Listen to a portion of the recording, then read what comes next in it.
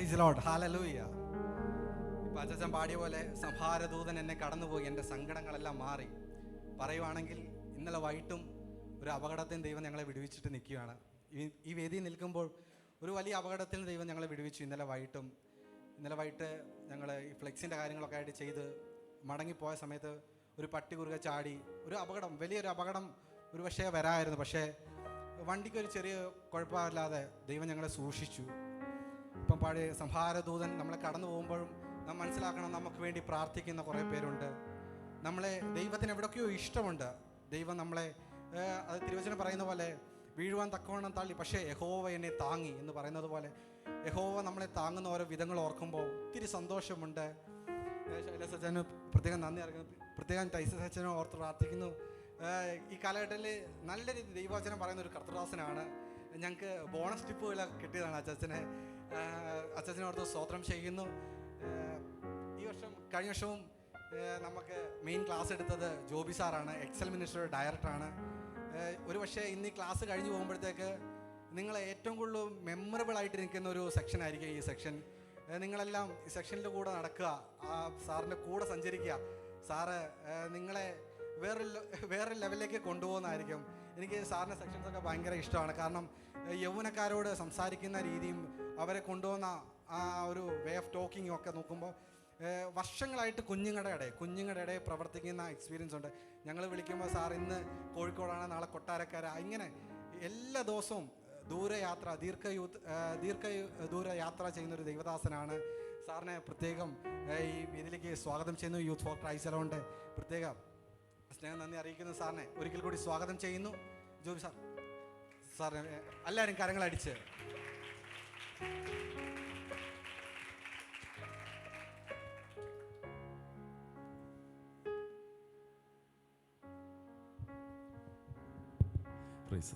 സന്തോഷമാണോ?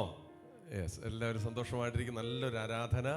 നമ്മുടെ പ്രിയ അച്ചാച്ചന്മാർക്ക് നല്ലൊരു കൈയ്യടി കൊടുത്താട്ടെ, നല്ലൊരു കൈയ്യടി. അവർ പരിശുദ്ധാത്മ നിറവിൽ നമ്മളെ നയിക്കുകയായിരുന്നു. നമുക്കൊരു ദൈവ സാന്നിധ്യം എന്ന് പറയുന്നതാണ് നമുക്ക് ഈ ലോകത്ത് ലഭിക്കാവുന്ന ഏറ്റവും നല്ല ഒരു ഗിഫ്റ്റ്. നമുക്ക് ഈ ഫേസ്ബുക്കൊക്കെ, എത്ര പേർക്ക് ഫേസ്ബുക്കിൽ അക്കൗണ്ട് ഉണ്ട്? എല്ലാവർക്കും ഉണ്ട് എന്നെനിക്കറിയാം. കൈപോക്കണ്ട, നിങ്ങളുടെ അക്കൗണ്ട് ചോദിക്കാനല്ല. നമ്മൾ ഈ ഫേസ്ബുക്ക് അക്കൗണ്ട് തുടങ്ങുന്ന സമയത്ത് നമ്മുടെ ഒരു ആഗ്രഹമാണ് കൂടുതൽ ഫ്രണ്ട്സ് അതിലുണ്ടാവണം. അപ്പോൾ നമ്മൾ എന്ത് ചെയ്യും? കാണുന്നവർക്കെല്ലാം ഈ ഫ്രണ്ട് റിക്വസ്റ്റ് അയച്ചുകൊണ്ടേയിരിക്കും. അപ്പോൾ ചിലരത് അക്സെപ്റ്റ് ചെയ്യും, ചിലത് നമ്മൾക്ക് സ്കൂൾ സുഹൃത്തുക്കളാകും. ആരാണ്, എവിടെയാണ്, എന്താണെന്ന് അറിയത്തില്ല. പക്ഷെ കുറേ കഴിയുമ്പോൾ അത് ചിലപ്പോൾ പെട്ടെന്ന് കൂട്ടുകാരായിക്കൊണ്ടിരിക്കും. കുറേ കഴിയുമ്പോൾ നമുക്കൊരു ശല്യമായിട്ട് നമ്മൾ തന്നെ കുറേ കഴിയുമ്പോൾ നമ്മളോർക്കും, അയ്യോ അതൊന്നും വേണ്ടായിരുന്നു, ഇവരാരാ എന്താ നമുക്കറിയാതെ പോകും. ഈ ലോകത്തിൽ നമുക്ക് കൂട്ടുകാരെ കിട്ടാൻ വലിയ ബുദ്ധിമുട്ടില്ല. ഇപ്പം നിങ്ങളുടെ തൊട്ടടുത്തിരിക്കുന്നവർ നിങ്ങളുടെ വീട്ടിൽ നിന്ന് വന്നവരല്ല, പക്ഷെ കൂട്ടുകാരായി കഴിഞ്ഞു. പക്ഷേ ഇന്ന് ഈ ക്യാമ്പ് ഒരു ദിവസം കഴിയുമ്പോഴേക്ക് നിങ്ങൾക്ക് പല പുതിയ മുഖങ്ങൾ പരിചയപ്പെടും, സൗഹൃദങ്ങൾ ഉണ്ടാകും. അതൊരു ആത്മീയ സൗഹൃദമായി വളർന്നു വരും. അത് നല്ല കാര്യമാണ്. ഈ ലോകത്തിൽ നമുക്ക് കൂട്ടുകാരെ കിട്ടുക എന്ന് പറഞ്ഞാൽ നിങ്ങളുടെ സ്കൂളിൽ ഒത്തിരി കൂട്ടുകാർ നിങ്ങൾക്കുണ്ട്, കോളേജിലുണ്ട്, പുറത്തൊത്തിരി കൂട്ടുകാരുണ്ട്. പക്ഷെ ദൈവവുമായ ഒരു സൗഹൃദത്തിലേക്ക് വരിക, ആ സൗഹൃദം ഒരുമിച്ച് പോകുക, ആ സാന്നിധ്യം അനുഭവിക്കുക എന്ന് പറയുന്നത് ലോകത്തിലെ വളരെ വളരെ വളരെ മനോഹരമായൊരു കാര്യമാണ്. അപ്പം അങ്ങനെ ഒരു സാന്നിധ്യത്തിലേക്ക് നയിക്കാൻ നമ്മുടെ ദൈവദാസന്മാർക്ക് സാധിച്ചു എന്നുള്ളത് വലിയ സന്തോഷമാണ്. നമ്മളെ ഓരോരുത്തരെയും ആ സാന്നിധ്യത്തിലേക്ക്, നമുക്കൊരു വലിയ ഗ്രൂപ്പിനെ അവർക്ക് ഒരുമിച്ച് ഒറ്റയ്ക്ക് പാടി പ്രാർത്ഥിച്ചു പോകുന്ന സന്തോഷമാണ്. പക്ഷെ നിങ്ങളെ കൂടെ ആരാധനയുടെ ഭാഗമാക്കി മാറ്റുക എന്ന് പറയുന്നത് അവർ ഒത്തിരി പ്രാർത്ഥിച്ച് ഒരുങ്ങി വന്നതുകൊണ്ടാണ് ആരാധനയുടെ ഭാഗമായി നമുക്കും ചേരാൻ സാധിച്ചത്. അപ്പോൾ ഇന്ന് വലിയ ക്ലാസ് എന്ന് എന്നോട് പറഞ്ഞെങ്കിലും ഞാൻ നിങ്ങളെയൊക്കെ നോക്കിക്കഴിയുമ്പോൾ എനിക്കൊരു ക്ലാസ് എടുക്കാൻ റെഡിയായിട്ട് വന്നതുപോലെയാണ് നിങ്ങളുടെ മുഖത്തേക്ക് നോക്കുമ്പോൾ എനിക്ക് തോന്നുന്നത്. അപ്പോൾ അതുകൊണ്ട് ഞാൻ വലിയ ക്ലാസ്സുകളൊന്നും എടുക്കുന്നില്ല. ഈ ഡയറിയിലേക്ക് നോക്കി ഒത്തിരി ക്ലാസ്സുകളൊക്കെ എഴുതി വെച്ചിട്ടുണ്ട്. അതിലേക്ക് വലിയ ക്ലാസ്സൊന്നും എടുക്കുന്നില്ല. ചെറിയൊരു ക്ലാസ് 5-10 മിനിറ്റുള്ള ചെറിയൊരു സെഷൻ മാത്രമായിരിക്കും എടുക്കുന്നതെന്ന് ചിന്തിക്കരുത്. വലിയൊരു ക്ലാസ് ഉണ്ടാവും. പക്ഷേ നമുക്ക് അതിനിടയിൽ എന്ത് ചെയ്യണം? ചെറിയ കാര്യങ്ങളൊക്കെ കേട്ട് പഠിച്ചു പോകണം. നമ്മൾ ആദ്യത്തെ ഒരു സെഷൻ നമ്മളൊരു ചെറിയ ഒരു വാമപ്പ് സെഷനിലേക്കാണ് പോകുന്നത്. ആ വാമപ്പ് സെഷൻ എന്ന് പറയുമ്പോൾ ഈ മോളുടെ കോട്ടുവാ കാണുമ്പോൾ തന്നെ ഒരു വാമപ്പ് സെഷനിലേക്ക് പോയില്ലെങ്കിൽ അങ്കിളിനെ ആ മോളുടെ അടുത്ത് കല്ലെറിയും അല്ലേ? വലിയ പ്രസംഗമൊക്കെ വന്ന് റെഡിയാക്കിക്കൊണ്ടാണോ അങ്കിൾ വന്നേക്കുന്നതെന്ന് ആ മോൾ അങ്കിളിനോട് ചോദിക്കുന്നത് അല്ല. അപ്പോൾ ഇന്ന് നമുക്കൊരു ചെറിയ ആക്ടിവിറ്റി ചെയ്യുകയാണ്. ഒരു ആക്ടിവിറ്റിയുടെ ഈ കീബോർഡ് ഒന്ന് അഡ്ജസ്റ്റ് ചെയ്ത് വെക്കാൻ പോലെ. ഈ ആക്ടിവിറ്റിയുടെ പ്രത്യേകത നമുക്ക് ഒരു ലീഡർഷിപ്പിൻ്റെ പ്രാധാന്യം മനസ്സിലാക്കുന്ന ഒരു ആക്ടിവിറ്റിയാണ്.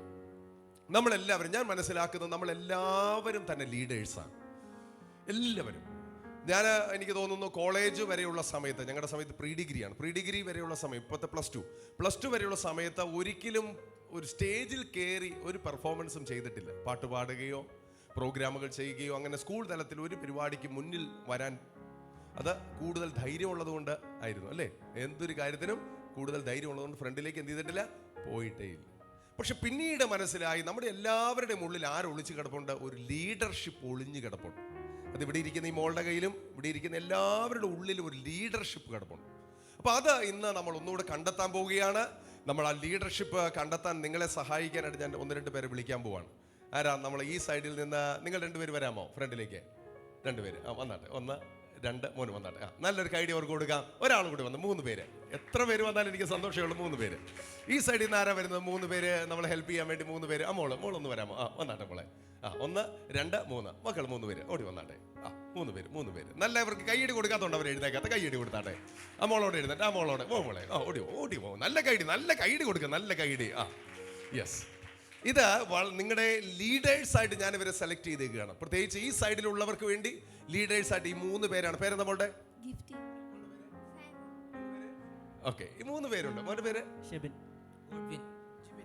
അപ്പൊ ഈ 3 ലീഡേഴ്സാണ് നിങ്ങളുടെ സൈഡിൽ നിന്നുള്ളത്. ഞാൻ ഇവർക്ക് ഒരു ലീഡർഷിപ്പ് ക്വാളിറ്റി എന്താണെന്നുള്ളത് ഈ ഒരു ആക്ടിവിറ്റിയിലൂടെ നമ്മൾ മനസ്സിലാക്കാൻ പോവാണ്.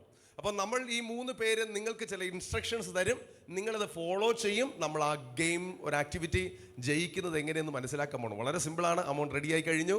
അപ്പോൾ ഇത് വളരെ സിമ്പിളാണ്. നമുക്ക് പതുക്കെ ഒന്ന് എഴുന്നേറ്റാലോ? റെഡിയാണോ? എഴുന്നേക്കാം. ചാടി എഴുന്നേക്കാം. സിമ്പിളാണ്. എല്ലാവർക്കും പങ്കെടുക്കാം. 100 വയസ്സിന് താഴെയുള്ള ആർക്ക് വേണമെങ്കിലും ഇതിൽ പങ്കെടുക്കാം. കാരണം നമ്മൾ ലീഡേഴ്സിനെ ഫോളോ ചെയ്യുക എന്നുള്ളതാണ് ഈ ഗെയിമിൻ്റെ പ്രത്യേകത. ശ്രദ്ധിക്കേണ്ട കാര്യം, ഞാൻ നിങ്ങൾക്ക് ലീഡേഴ്സിന് 3 ആക്ഷൻ പറഞ്ഞു തരാൻ പോവാണ്. ശ്രദ്ധിച്ചോളൂ. ഒന്നാമത്തത് റാബിറ്റ് എന്ന വാക്ക് നിങ്ങൾ മനസ്സിൽ വരുമ്പോൾ 2 ചെവി ഒന്ന് വെച്ചേ. കണ്ടോ എന്ത് രസമായി നോക്കിക്കേ. വിപിനല്ലേ? എന്ത് ഭംഗിയായി. ഇതുപോലെ ഒരു ഫോട്ടോ എടുത്ത് വെക്കണം കേട്ടോ. നോക്കിക്കേ, നല്ല രസമുണ്ട്. അപ്പൊ നോക്കിക്കോ. റാബിറ്റ് ആക്ഷൻ കാണിച്ച്. റാബിറ്റ് നിങ്ങളും കൂടി കാണിച്ച്. റാബിറ്റ്. മോൻ സുന്ദരനായല്ലോ, മിടുക്കൻ. റാബിറ്റ്. അടുത്തത് ഭിത്തി. പിടിച്ചേ. ആക്ഷൻ പിടിച്ചേ. പഠിച്ചല്ലോ. അടുത്ത് വളരെ എളുപ്പമാണ്. ആരോ. നമ്മളുടെ കണ്ണി കുത്തരുത്. ആരോ ഒന്ന് കാണിച്ചേ. പഠിച്ചല്ലോ. 3 ആക്ഷൻ. ഈ 3 ആക്ഷൻ ഈ ലീഡേഴ്സ് നിങ്ങളെ ചെയ്ത് കാണിക്കാൻ പോവാണ്. ചെയ്യുമ്പോൾ ഈ ആക്ഷനുകൾ നമ്മൾ ഫോളോ ചെയ്യണം. ഇവർക്ക് നമ്മൾ സാധാരണ ഈ സ്റ്റോൺ പേപ്പർ സിസർ ചെയ്യത്തില്ലേ? കളിച്ചിട്ടുണ്ടോ? അപ്പോൾ അതേപോലത്തെ തന്നെ ഒരു ആക്ടിവിറ്റിയാണത്. നിങ്ങൾ ചെയ്യേണ്ടത് ഒരേ നിരയിൽ നിൽക്കുക. ഒരേ നിരയിൽ വന്നാട്ടെ മക്കളെ.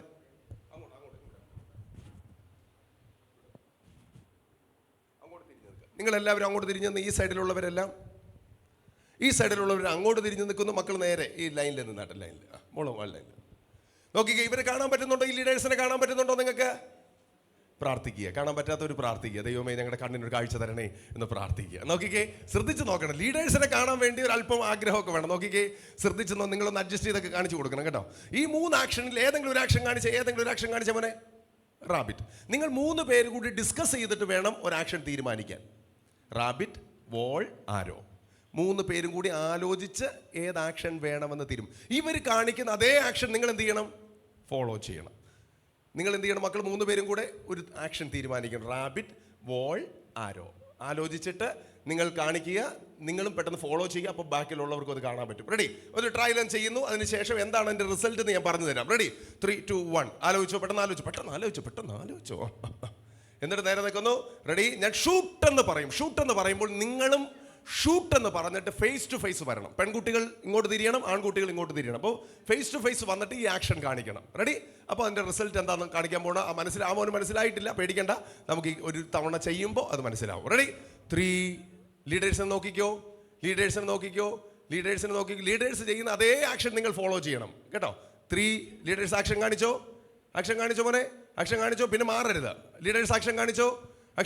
റെഡി? 3, 2, 1 എന്ന് പറയുമ്പോൾ ഷൂട്ട് എന്ന് നിങ്ങൾ പറയണം. ഒന്ന് പറഞ്ഞേ. അയ്യോ, ഇത് ഏതാണ്ട് ചത്ത വീട്ടിൽ പന്തടിക്കാൻ വന്ന പോലെ. നല്ല ഉറക്കെ ഷൂട്ട്. അതുപോലെ നല്ല ശബ്ദത്തിൽ ഷൂട്ട്. ഷൂട്ട്. നല്ല സൗണ്ടിൽ 3, 2, 1 ഷൂട്ട്. നല്ല ശബ്ദത്തിൽ, കുറച്ചുകൂടെ ശബ്ദത്തിൽ പറയാം. ഷൂട്ട് എന്ന് പറഞ്ഞുകൊണ്ട് ഫേസ് ടു ഫേസ് വരണം. ആക്ഷൻ മാറരുത്. 3. ഒന്ന് ആക്ഷൻ കാണിച്ചേ. ലീഡേഴ്സിന്റെ ആക്ഷൻ കാണിച്ചേ. ലീഡേഴ്സ് ആക്ഷൻ കാണിച്ചോ. ആക്ഷൻ ചേഞ്ച് ചെയ്യരുത്. അതേ ആക്ഷൻ പെട്ടെന്ന് ചെയ്തോ. ലീഡേഴ്സ് ചെയ്യുന്ന അതേ ആക്ഷൻ നിങ്ങൾ ചെയ്യുക. ഇനി തിരിയണം, ഷൂട്ട് എന്ന് പറഞ്ഞ് ഫേസ് ടു ഫേസ് വരണം കേട്ടോ. 3, 2, 1 ഷൂട്ട്. തിരിഞ്ഞോ. ലീഡേഴ്സ് ഇങ്ങോട്ട് ചാടി ഇങ്ങോട്ട് തിരി. പെൺകുട്ടികളുടെ നേരെ നോക്കിക്കോ. ആക്ഷൻ കാണിച്ചോ മോനെ. ഇപ്പോൾ സംഭവിച്ചേക്കുന്നതിന്റെ റിസൾട്ട് എന്താണെന്ന് വെച്ചാൽ ഈ ആരോ കൊണ്ട് റാബിറ്റ് ചത്തുപോകും. മനസ്സിലായോ? ആര് ജയിക്കും? പഠിച്ചു മിടുക്കൻ. ആരാ ജയിക്കുന്നത്? ട്രയലാണ്. നല്ലൊരു ഗൈഡ് ഗേൾസിന് കൊടുത്ത് ഇനി അടുത്ത ആക്ഷനിലേക്ക് നമ്മൾ പോകാൻ പോവാണ്. വീണ്ടും തിരിഞ്ഞോ. പെട്ടെന്ന് ഷൂട്ട് എന്ന് പറഞ്ഞ് പുതിയൊരു ആക്ഷനിലേക്കാണ് വരേണ്ടത്. ആരാ ജയിക്കുന്നത് നോക്കുന്നു. ഇപ്പം നമ്മൾ ചെയ്യുന്നത് ലീഡറെ ഫോളോ ചെയ്തു. നിങ്ങൾക്ക് പല ഇഷ്ടങ്ങളുണ്ടായിരുന്നു, പക്ഷെ നിങ്ങൾ എന്താ ചെയ്തത്? ഒരു ആക്ഷൻ ലീഡറെ നോക്കിയിട്ട് നിങ്ങൾ പഠിച്ചു ചെയ്തു. റെഡി മോനെ സുധാകരൻ, അവനെ നോക്കി കൈ കെട്ടി നിൽക്കല്ലേ, അവനെ നോക്കി നിൽക്കുക. Ready 3, 2, 1 action. ലീഡറെ നോക്കിക്കോ. ലീഡറെ ഫോളോ ചെയ്യുക എന്ന് പറയുന്നത്, നിങ്ങൾ നോക്കുമ്പോൾ ഈ 3 പേരെ നിങ്ങൾക്ക് വലിയ പരിചയമില്ല, പക്ഷെ ഞാൻ ഇവരെ ലീഡേഴ്സായിട്ട് അപ്പോയിന്റ് ചെയ്തേക്കുകയാണ്. ലീഡർഷിപ്പിൽ ഒരു പ്രധാനപ്പെട്ട കാര്യം എന്ന് പറഞ്ഞാൽ ഇവർ വലിയൊരു ടാസ്ക് എടുത്തേക്കാണ്, നിങ്ങളെ ജയിപ്പിക്കണം. പക്ഷെ നിങ്ങൾ എന്ത് ചെയ്യണം? ഇവരെ അനുസരിക്കുക എന്നുള്ളതാണ് നമ്മുടെ ആറ്റിറ്റ്യൂഡ്. ആ ഒരു ചേഞ്ച് വരുമ്പോഴാണ് നമ്മൾ വിജയിക്കുന്നത്. നോക്കാൻ പോവാണ് ലീഡർമാര്. 3 പേര് ആക്ഷൻ. 3 ആക്ഷൻ. റെഡി ആയിക്കോ. 3, 2, 1 ഷൂട്ട്. തിരിഞ്ഞോ പെട്ടെന്ന് തിരിഞ്ഞോ. ബോയ്സ് ഒക്കെ പെട്ടെന്ന് തിരിഞ്ഞേ. ഒരേ ആക്ഷൻ. റിസൾട്ട് ഒന്നുമില്ല. വീണ്ടും തിരിഞ്ഞോ. പുതിയ ആക്ഷനുമായി വരുന്നു. ഷൂട്ട് എന്ന് പറയുമ്പോൾ ഒരുമിച്ച് പറയണം. നിങ്ങളുടെ ശക്തി കാണണം, സൗണ്ട് കേൾക്കണം, ബോയ്സിന്റെ സൗണ്ട് ഒക്കെ കേൾക്കണം കേട്ടോ. 3, 2, 1 ഷൂട്ട് എന്ന് പറയുമ്പോൾ നിങ്ങളും ഷൂട്ട് എന്ന് പറയണം. 3, 2, 1 ഷൂട്ട്. പെട്ടെന്ന് ഇപ്പോൾ റിസൾട്ട് ആയി കഴിഞ്ഞു. ആരോ കൊണ്ടു, പക്ഷേ ഭിത്തിയിലാണ് കൊണ്ടത്, അതുകൊണ്ട് ആരോ ഒടിഞ്ഞു പോകും. അപ്പൊ ജയിക്കുന്നത് ആരായിരിക്കും? പറഞ്ഞേ, ബോയ്സ് ആയിരിക്കും. ബോൾ ആര് കാണിക്കുന്നു അവരായിരിക്കും. നല്ലൊരു ഗൈഡി ബോയ്സിന് കൊടുത്ത് നല്ലൊരു ഗൈഡി. ഇനി ഒരാക്ഷനും കൂടെ കഴിയുമ്പോൾ ട്രയൽ കഴിയും. ഗെയിമിലേക്ക് നമ്മൾ പോകുന്നു. ഈ ഗെയിമിൽ ആര് ജയിക്കും നമുക്ക് നോക്കാം. തിരിഞ്ഞോ നോക്കട്ടെ. ഏറ്റവും നന്നായിട്ട് ആര് ചെയ്യും നമുക്ക് നോക്കാം. ബുദ്ധിപരമായി ലീഡേഴ്സ് ആലോചിക്കുന്നുണ്ട്. നമുക്ക് നോക്കാം. ലീഡറെ ഫോളോ ചെയ്യുക എന്ന് പറയുന്നത് നിസ്സാര കാര്യമല്ല. ലീഡറെ ഫോളോ ചെയ്യുന്നത് ചെറിയ കാര്യമാകാം, വലിയ കാര്യമാകാം, പക്ഷേ ലീഡറെ ഫോളോ ചെയ്ത് നമ്മൾ പഠിക്കാൻ പോവുകയാണ്. നോക്കാം. ലീഡർ നല്ല ആക്ഷൻ ചെയ്യുന്നു. 3, 2, 1 ആക്ഷൻ. പെട്ടെന്നെടുത്തോ. 3, 2, 1 ഷൂട്ട്. ഇപ്പൊ സംഭവിച്ചിരുന്നു, ഈ ആരോ കൊണ്ടു റാബിറ്റ് ചത്തു. പോയിന്റ് ആർക്കായിരിക്കും? ബോയ്സ്. നല്ലൊരു കൈ കെട്ടി നിൽക്കുന്നത് കാണുമ്പോ സങ്കടം. ഓക്കെ, അപ്പോൾ ഏകദേശം ഒരു ഐഡിയ കിട്ടി. ഇനി വരാനുള്ള ഒരു ആക്ഷൻ ഏതാണ്? റാബിറ്റ് ബോൾ വന്നു, റാബിറ്റും ബോളും വന്നില്ല. റാബിറ്റും ബോളും വന്നാൽ റാബിറ്റ് ബോളിന്റെ മുകളിലൂടെ ചാടിപ്പോകും. അപ്പൊ ആർക്കായിരിക്കും പോയിന്റ്? റാബിറ്റ്. അപ്പോൾ നമുക്ക് ഗെയിം തുടങ്ങാം. 3 ചാൻസ് നിങ്ങൾക്കുണ്ട്. നമ്മുടെ സഹോദരന്മാരോ സഹോദരിമാരോ ജയിക്കുമോ നമുക്ക് നോക്കാം. തിരിഞ്ഞോ. ലീഡേഴ്സിനെ ജയിപ്പിക്കാനുള്ള ബുദ്ധിപരമായൊരു നീക്കം നിങ്ങൾക്ക് ചെയ്യാൻ കഴിയട്ടെ. നല്ല ലീഡേഴ്സാണ് നിങ്ങൾക്ക് കിട്ടിയേക്കുന്നത്. ശക്തമായിട്ട് ചെയ്യുക, സന്തോഷമായിട്ട് ചെയ്യുക. 3, 2, 1 പെട്ടെന്ന് ചെയ്തോളൂ. ലീഡറുടെ ആക്ഷൻ നന്നായിട്ട് ഫോളോ ചെയ്തോളൂ. Ready 3, 2, 1 shoot. ഈ ബോയ്സ് ഒക്കെ തിരിയുന്നത് കാണുമ്പോൾ സങ്കടം വരുന്നു. ഇതിൽ നിന്ന് എന്നോടൊരു പാസ്റ്റർ പറഞ്ഞിട്ടുണ്ടെങ്കിൽ, ഇപ്പോൾ പാസ്റ്ററെ ഈ യൂത്ത് മീറ്റിങ്ങിന് പോകുമ്പോൾ നല്ല പയ്യന്മാരല്ലോണ്ട് ഈ പറയണേ, അവിടെ സഭയിൽ നല്ലൊരു പെങ്കൊച്ചുണ്ട്, ആ പെങ്കൊച്ചിന് പറ്റിയൊരു ചെറുക്കനുണ്ട്. ഞാനിവിടെ നോക്കുമ്പോൾ ചട്ടുകാലന്മാർ തിരിയുന്ന പോലെ ഇങ്ങനെ തിരിഞ്ഞ് ഇതിൽ നിന്ന് ഏതെങ്കിലും ഒരു പയ്യനെ എനിക്ക് പറയാൻ പറ്റുമോ? ഒന്നോട് തിരിഞ്ഞ്. എനിക്കൊരു എന്നോടൊരു വേറൊരു പാസ്റ്റർ പറഞ്ഞത്, ഒരു പെങ്കൊച്ചിനെ, നല്ലൊരു ചെറുക്കനുണ്ട്, നല്ലൊരു പെങ്കൊച്ചിനെ ഒന്ന് കണ്ടുപിടിക്കണം, ഈ മീറ്റിങ്ങിൽ ആരെങ്കിലും ഉണ്ടെങ്കിൽ ഒന്ന് പറയണേ എന്ന് പറഞ്ഞ് എന്നെ വിട്ടിട്ടുണ്ട്. പെങ്കൊച്ചുങ്ങളൊക്കെ ഇങ്ങനെ തിരിഞ്ഞു കഴിഞ്ഞാൽ എനിക്ക് കണ്ടുപിടിച്ച് മോനെ പറയാൻ പറ്റുമോ? ഞാൻ നോക്കട്ടെ. ഷൂട്ട് പറയുമ്പോൾ ആരാ നന്നായിട്ട് 3, 2, 1 ഷൂട്ട്. വാ മോൻ. കല്യാണത്തിന്റെ കാര്യം പറഞ്ഞപ്പോൾ 100 തിരിഞ്ഞല്ലോ. മിടുക്കാ. കണ്ടോ ദൈവമേ. കല്യാണം കഴിഞ്ഞായിരുന്നോ? ഞാൻ നോക്കിയപ്പോ നേരത്തെ പതുക്കെ, ഇപ്പൊ റോബോട്ട്. അപ്പൊ നമുക്ക് ഗെയിമിലേക്ക് പോവാം. തിരിഞ്ഞോ നോക്കാം. ഈ ഗെയിമിൽ ആര് ജയിക്കും നോക്കാം. 3 ചാൻസ് ആണ് നിങ്ങൾക്ക് തരുന്നത്. 3, 2, 1 ലീഡറെ അനുസരിക്കുക. ലീഡറെ മാത്രം അനുസരിക്കാൻ നോക്കുക. 3, 2, 1 3 ആക്ഷൻ ഉണ്ട്. ലീഡർ ആക്ഷൻ ചെയ്തോ മോനെ. ആക്ഷൻ കാണിച്ചോ. ലീഡർ ആക്ഷൻ കാണിച്ചോ. ആക്ഷൻ റെഡി ആയിക്കോ. നിങ്ങളുടെ ലീഡ് അവർ കാണാൻ വേണ്ടി മോനെ, അവർ കാണണം. അവരെ നിങ്ങളെ നോക്കിക്കൊണ്ടിരിക്കുക. നിങ്ങൾ ആക്ഷൻ ചെയ്യാതിരിക്കുകയാണോ? റെഡി. നിങ്ങൾ മാത്രമല്ല, അവരും ആക്ഷൻ ചെയ്യണം. റെഡി 3, 2, 1 റെഡി 3, 2, 1 ഷൂട്ട് എന്ന് ഉറക്കെ പറയുക. 3, 2, 1 ഷൂട്ട്. വാ, സൂപ്പർ. ഗേൾസ് എല്ലാം നന്നായിട്ട് ചെയ്തു. പക്ഷെ ഒരേ ആക്ഷനാണ്, റിസൾട്ട് ഒന്നുമില്ല. വീണ്ടും തിരിഞ്ഞോ. 3 സ്റ്റെപ്പുകളാണുള്ളത്. 3 സ്റ്റെപ്പുകളുണ്ട്. ഈ ഗെയിമിൽ ജയിക്കുന്ന ആരും നമുക്ക് നോക്കാം. ഗെയിമിൽ ആര് ജയിക്കും നോക്കാം. 3, 2, 1 ഷൂട്ട്. ഇത് ഗേൾസ് ആണ് ജയിച്ചിട്ടുള്ളത്. ഗേൾസ് നല്ല ഗൈഡ്. ഗേൾസിന് റാബിറ്റ് ആയതുകൊണ്ട് ബോളിന്റെ മുകളിലൂടെ അവര് ചാടിപ്പോകും. അപ്പോൾ 1000 പോയിന്റാണ് ഗേൾസിന്. നല്ലൊരു കൈഡി കൊടുത്ത്, നല്ലൊരു കൈഡി. 2 ചാൻസോടെ ഉണ്ട്. മിടുക്കനായിട്ട് വന്ന് ജയിക്കണം. തിരിഞ്ഞോ, വീണ്ടും തിരിഞ്ഞോ.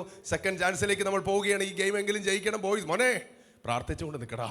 ഈ ഗെയിമിലെങ്കിലും ജയിക്കണം. സ്കൂളിലോ ജയിക്കുന്നില്ല, ഇവിടെയെങ്കിലും ഈ ഗെയിമിലെങ്കിലും ജയിക്കണം കേട്ടോ. റെഡി, 3, 2, 1. 3, 2. ആ മോള് പ്രാർത്ഥിക്കുന്നുണ്ട്. ആ മോളിൽ ഒറ്റ പ്രാർത്ഥന കൊണ്ട് ആ ഗെയിം ഇപ്പൊ ജയിച്ച് നിൽക്കുന്നത്. പ്രാർത്ഥിച്ചോ. റെഡി, ആക്ഷൻ തെറ്റിക്കരുത്. ലീഡർ ആക്ഷനാണ്. മോനെ. ഓ ആ മോൻ ഒറ്റ മോൻ പ്രാർത്ഥിക്കുന്നുണ്ട്. ദൈവമേ ഞങ്ങളുടെ ടീം തോപ്പിക്കല്ലേ, ആ പെങ്കൊച്ചിന്റെ മുമ്പിൽ നാണം കെടുത്തല്ലേ എന്ന് പ്രാർത്ഥിക്കുന്നുണ്ടെന്ന് ഞാൻ കേൾക്കുന്നുണ്ട്. റെഡി, നോക്കാം. 3, 2. അവൻ പ്രാർത്ഥിക്കുക, ദൈവമേ താടി മുടി ഒക്കെ നീട്ടി വളർത്തി വലിയ മീശയൊക്കെ ആയിട്ട് വന്നിട്ട് തോറ്റ് നാണം കെട്ട് പോവോ എന്ന് ചിന്തിക്കേണ്ട, വിഷമിക്കേണ്ട. ഈ ഗെയിം മോനെ ജയിക്കണം, ഈ ഗെയിമിൽ ജയിക്കണം. 3, 2, 1 ഷൂട്ട്. ജയിച്ചേക്കുന്നത് ഗേൾസ് തന്നെയാണ്. 2ാമത്തെ പോയിന്റ് ഗേൾസിന്. എന്റെ ബിബിനെ ഒരു ചാൻസോടെ തരാൻ പോവാണ്. ആലോചിക്കുന്നില്ലേ നിങ്ങള്? എന്നാ അങ്ങോട്ട് തിരിഞ്ഞ് ഒന്ന് പ്രാർത്ഥിച്ച്, ഒന്ന് പ്രാർത്ഥിച്ച് തിരിഞ്ഞ് ലാസ്റ്റ് ചാൻസ് തരാൻ പോവാ. റെഡി, 3. ലാസ്റ്റ് ചാൻസ് ആണ് കേട്ടോ, ലാസ്റ്റ് ചാൻസ് ആണ് മോനെ. ഗെയിമിൽ ഓൾറെഡി തോറ്റു, പക്ഷെ എന്നാലും ഒരു ചാൻസോടെ തരും. ഒരു തവണയെങ്കിലും ജയിക്കാൻ പറ്റുമോ നോക്കട്ടെ. 3. ബോയ്സ് ഒക്കെ നന്നായിട്ട്. 3, 2, 3. ഓ അവൻ്റെ ചങ്കിടിക്കുന്ന സൗണ്ട് എനിക്ക് കേൾക്കാൻ. ദൈവമേ ഈ കളി ഇങ്ങോട്ട് തോറ്റുപോയി ആകെ നാണക്കേടാവുമല്ലോ. വിഷമിക്കണ്ട, നമുക്ക് നോക്കാം. 3, 2, 1 ഷൂട്ട്. ഒരേ ആക്ഷൻ ആയിപ്പോയി. Just miss. ഒന്നോടെ തിരിഞ്ഞോ. ലാസ്റ്റ് സ്റ്റെപ്പിൽ ഒരു ഗെയിമിൽ ഒരെണ്ണമെങ്കിലും ജയിക്കണം. ഒരു തവണയെങ്കിലും ബോയ്സ് ജയിക്കണം കേട്ടോ. ഒരു തവണയെങ്കിലും ബോയ്സ് ജയിക്കണം. മോനെ പ്രാർത്ഥിക്കുന്നുണ്ടോ നീ നിന്റെ ടീമിന് വേണ്ടി? ഒന്ന് പ്രാർത്ഥിച്ചോ. റെഡി, 3. നമ്മുടെ ലീഡേഴ്സിന്റെ ഏറ്റവും വലിയ പ്രത്യേകതയാണ് തീരുമാനങ്ങൾ എടുക്കുക. തീരുമാനമെടുത്ത് പാളിപ്പോയാൽ ആ ടീം അല്ലെങ്കിൽ നമ്മുടെ കുടുംബം, നമ്മുടെ ചർച്ച മൊത്തം പാളിപ്പോവും. തീരുമാനം പൊളിഞ്ഞു പോയാൽ മൊത്തം പൊളിഞ്ഞു പോകും അല്ലേ? അപ്പൊ നമുക്ക് നോക്കാം. 3, 2, 1 ഷൂട്ട്. ജയിച്ചിരിക്കുന്നത് ബോയ്സ് ആണ്. ഓ ദൈവത്തിന് സ്തോത്രം, കോടാനുകോടി സ്തോത്രം. ഒരു തവണയെങ്കിലും ജയിച്ചല്ലോ. ഇരുന്നാട്ടെ മക്കളെ. Thank you. നല്ല ഗൈഡ് ലീഡേഴ്സ്, നല്ല ഗൈഡ് കൊടുത്താട്ടെ. നല്ല ഗൈഡ്. താങ്ക് യു മക്കളെ. Thank you.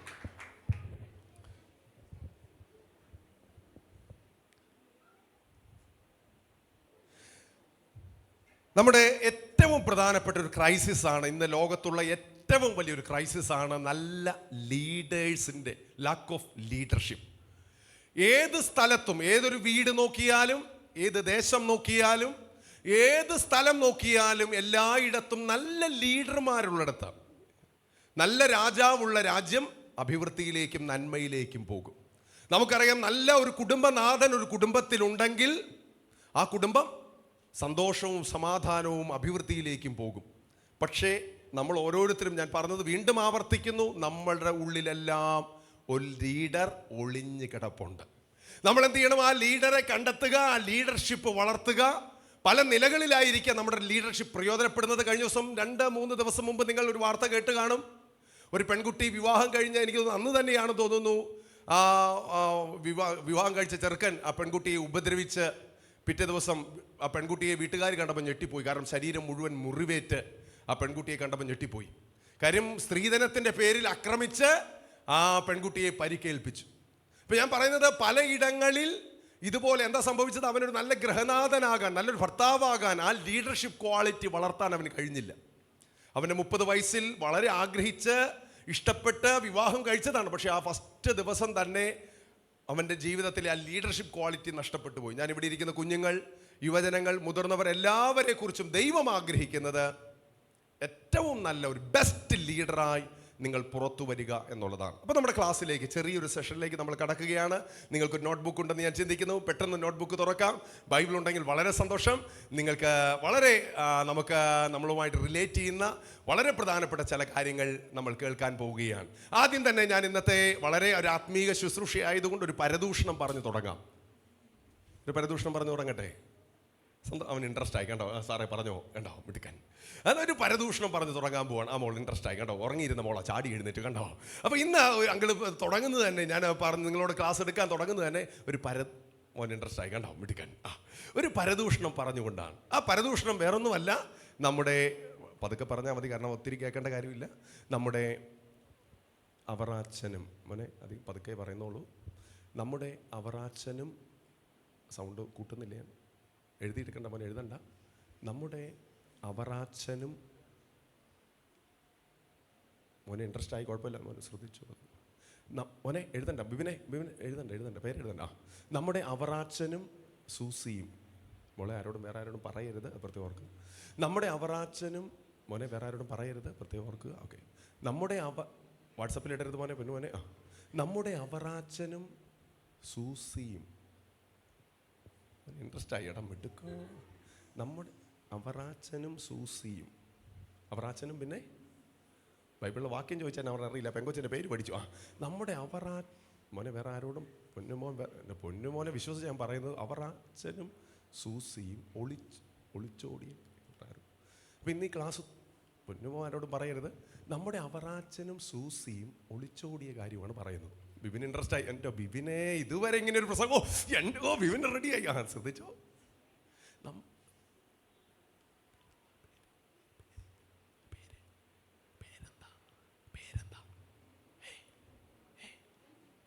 അന്നമ്മ അവിടെയുണ്ട്.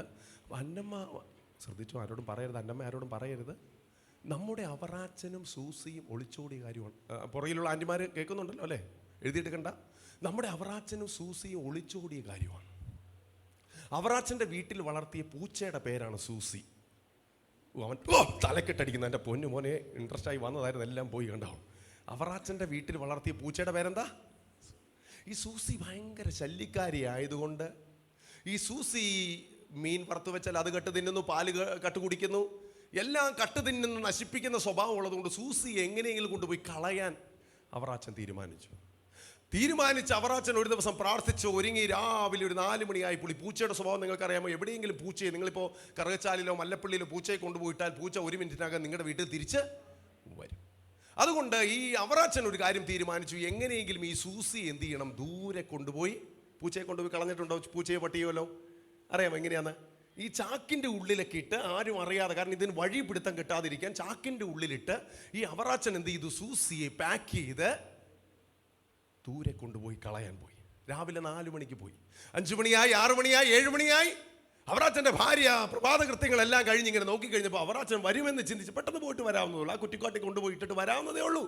പക്ഷെ അവറാച്ചൻ വന്നില്ല. 9 മണിയായി, മോളെ വന്നില്ല മോനെ. 10 മണിയായി. മോള് വിഷമിക്കരുത്, മോൻ കരയരുത് മോനെ, കാര്യം പറയുക. ഉച്ചയായി മോനെ, 12 മണിയായി. അവറാച്ചൻ്റെ ഭാര്യ അന്നമ്മയ്ക്ക് വിശന്നു, അന്നമ്മ കഴിച്ചു, അന്നമ്മ വീണ്ടും നോക്കിയിരിക്കുക. 1 മണിയായി, വൈകുന്നേരം 4 മണിയായി, പൊന്നു മോളെ അവറാച്ചൻ വന്നില്ല. വൈകുന്നേരം 6 മണിയായി. ആരെ കളയാൻ പോയതാ? ആരെയാ? സൂസി. രാത്രി 8 മണിയായപ്പോൾ ഒന്നും സംഭവിച്ചില്ല. പക്ഷെ 9 മണിയായപ്പോൾ ഒന്നും സംഭവിച്ചില്ല. രാത്രി 11 മണിയായപ്പോൾ പൊന്നു മോനെ ഒന്നും സംഭവിച്ചില്ല. 12 മണിക്ക് 1 മിനിറ്റ്. പേടിക്കരുത് മോനെ, രാത്രി 12. പേടിക്കരുത് മോനെ, പാതിരാത്രിയാ. പൊന്നു മോൻ ശ്രദ്ധിച്ചോണം, 1 മിനിറ്റ് ഉള്ളപ്പോ വാതിലൊരു മുട്ട. മോള് പേടിക്കരുത് മോനെ. ബിബിൻ വിറച്ചിരിക്കുക, എൻ്റെ പൊന്നുമോനെ വിറക്കരുത്. 12 മണിയാകാൻ 1 മിനിറ്റ് ഉള്ളപ്പോൾ വാതിലൊരു മുട്ട് കേട്ട് വാതിൽ തുറന്ന് അന്നമ്മ കണ്ട് പേടിച്ചു പോയി. ശരീരം മുഴുവൻ കീറി പറഞ്ഞ് ചോരയൊലിപ്പിച്ച് ഒരു ഭിക്ഷക്കാരനെ പോലെ അവറാച്ചൻ വന്ന് നിൽക്കുന്നു. അന്നമ്മ ചോദിച്ചു, എവിടെ പോയടോ? എവിടെ പോയതാ? രാവിലെ പോയിട്ട് പെട്ടെന്ന് വരാന്ന് പറഞ്ഞ് പോയിട്ട്. അവറാച്ചൻ പറഞ്ഞു, എൻ്റെ പൊന്നുമോളെ ഞാൻ ഇരുന്നോട്ടെ. ഇരുന്ന് വെള്ളമൊക്കെ കുടിച്ച് കഥപ്പൊക്കെ അടക്കി പറഞ്ഞു, ഞാൻ രാവിലെ 4 മണിക്ക് പോയത് സത്യമാണ്, പെട്ടെന്ന് പോയിട്ട് വരാന്നോർത്ത് പോയതാണ്. 5 മണിയായപ്പോൾ തിരിച്ചു വരാന്നോർത്ത് പോയി. ഒരു കുറ്റിക്കാട്ടി കൊണ്ടുപോയി സൂസിയെ ഇട്ടു, സൂസി തിരിച്ചു വന്നു. വീണ്ടും വലിയൊരു കാട്ടി കൊണ്ടുപോയിട്ടു, അവിടെ നിന്ന് തിരിച്ചു വന്നു. സൂസി എൻ്റെ പുറകെ പോന്നു. ഒടുവിൽ ഞാൻ സൂസിയെ കൊടുങ്കാട്ടിൽ കൊണ്ടുപോയിട്ടു. ഒടുവിൽ സൂസിയെ ഇട്ട് തിരിച്ചു വരുന്ന വഴി എനിക്ക് വഴിതെറ്റിപ്പോയി. ഒടുവിൽ സൂസി വഴി കാണിച്ചുകൊണ്ട് ഞാൻ ഇവിടം വരെ എത്തി. സൂസി പുറത്തുണ്ട്, വിളിക്കട്ടെ. സത്യത്തിൽ ആരെ കളയാനാ പോയത്? സൂസിയെ കളയാൻ പോയതാ. പക്ഷെ ആരാ തിരിച്ചു വന്നത്? ആരുമായിട്ടാ തിരിച്ചു വന്നേ? എല്ലാ ക്യാമ്പുകളും മുമ്പ് നമ്മുടെ സഹോദരൻ പറഞ്ഞതുപോലെ എല്ലാ ക്യാമ്പുകളിലും നമ്മൾ ഒരുമിച്ച് ചില സൂസിമാരെയൊക്കെ വലിച്ചെറിയും. കർത്താവേ ആടിയനിതാന്ന് പറഞ്ഞ് നമ്മൾ എന്ത് ചെയ്യും? ചില സൂസിമാരെ ഇനിയില്ല കർത്താവേ, ഗേറ്റ് കിടക്കുമ്പോൾ വീണ്ടും സൂസി, നമ്മൾ ഇനി ഞാൻ മൊബൈൽ ഗെയിമോ, ഇനി മൊബൈൽ ഗെയിം ഇനി മേലെ ഞാൻ തൊടത്തില്ല കർത്താവേ എന്ന് പറഞ്ഞ് വീട്ടിൽ ചെൽ. വീണ്ടും സൂസി, ഇനി ഞാൻ ആ പെൺകുട്ടിയുടെ മുഖത്ത് പോലും, ഇനി മെസ്സേജ് പോയിട്ട് മുഖത്ത് പോലും. തീരുമാനമെടുത്ത് വീട്ടിൽ ചെല്ലുമ്പോൾ വീണ്ടും മെസ്സേജ്, ഹലോ. നമ്മൾ സൂസിയെ കളഞ്ഞതാണ്, പക്ഷെ സൂസി എന്ത് ചെയ്യും ചില സമയം നമ്മളറിയാതെ. എന്ന് പറഞ്ഞാൽ ഇവിടെ എല്ലാവരുടെ ജീവിതത്തിലും നമ്മളറിയാതെ ബൈബിൾ പറയുന്നൊരു വാക്കുണ്ട്, മുറുകെ പറ്റുന്ന പാപം. അതിനെയാണ് ഞാൻ സൂസി എന്ന് പറയുന്നത്. നമ്മളറിയാതെ മുറുകെ പറ്റുന്ന, നമ്മളെ ഈ ചില മാവൊക്കെ കണ്ടിട്ടുണ്ടോ, പ്ലാവ് കണ്ടിട്ടുണ്ടോ, മാവിലെല്ലാം ഇത്തിൽ കണ്ണി എന്ന് പറഞ്ഞൊരു സംഭവമുണ്ട്. ഇതുപോലെ നിങ്ങൾ മുറുകെ പിടിക്കുന്ന ചില കാര്യങ്ങളുണ്ട്. ആ മുറുകെ പിടിക്കുന്ന ചിലപ്പോൾ നമ്മൾ വലിച്ചെറിഞ്ഞാലും ചിലപ്പോൾ വീണ്ടും നമ്മൾ എന്ത് ചെയ്യും, അത് പുറത്തു വരും. പക്ഷെ ഇന്ന് നിങ്ങൾ വായിക്കാൻ പോകുന്ന വചനത്തിലൂടെ, നമ്മൾ കേൾക്കാൻ പോകുന്ന അരമണിക്കൂർ ചെറിയ സെഷനിലൂടെ ദൈവം നമുക്കൊരു ഉറപ്പ് തരികയാണ്. നിങ്ങൾ ആഗ്രഹിക്കുന്ന കുഞ്ഞുങ്ങൾ, ആഗ്രഹിക്കുന്ന യുവജനങ്ങളുടെ ജീവിതത്തിൽ ഒരു വിജയം കർത്താവ് തരാൻ പോവുകയാണ്.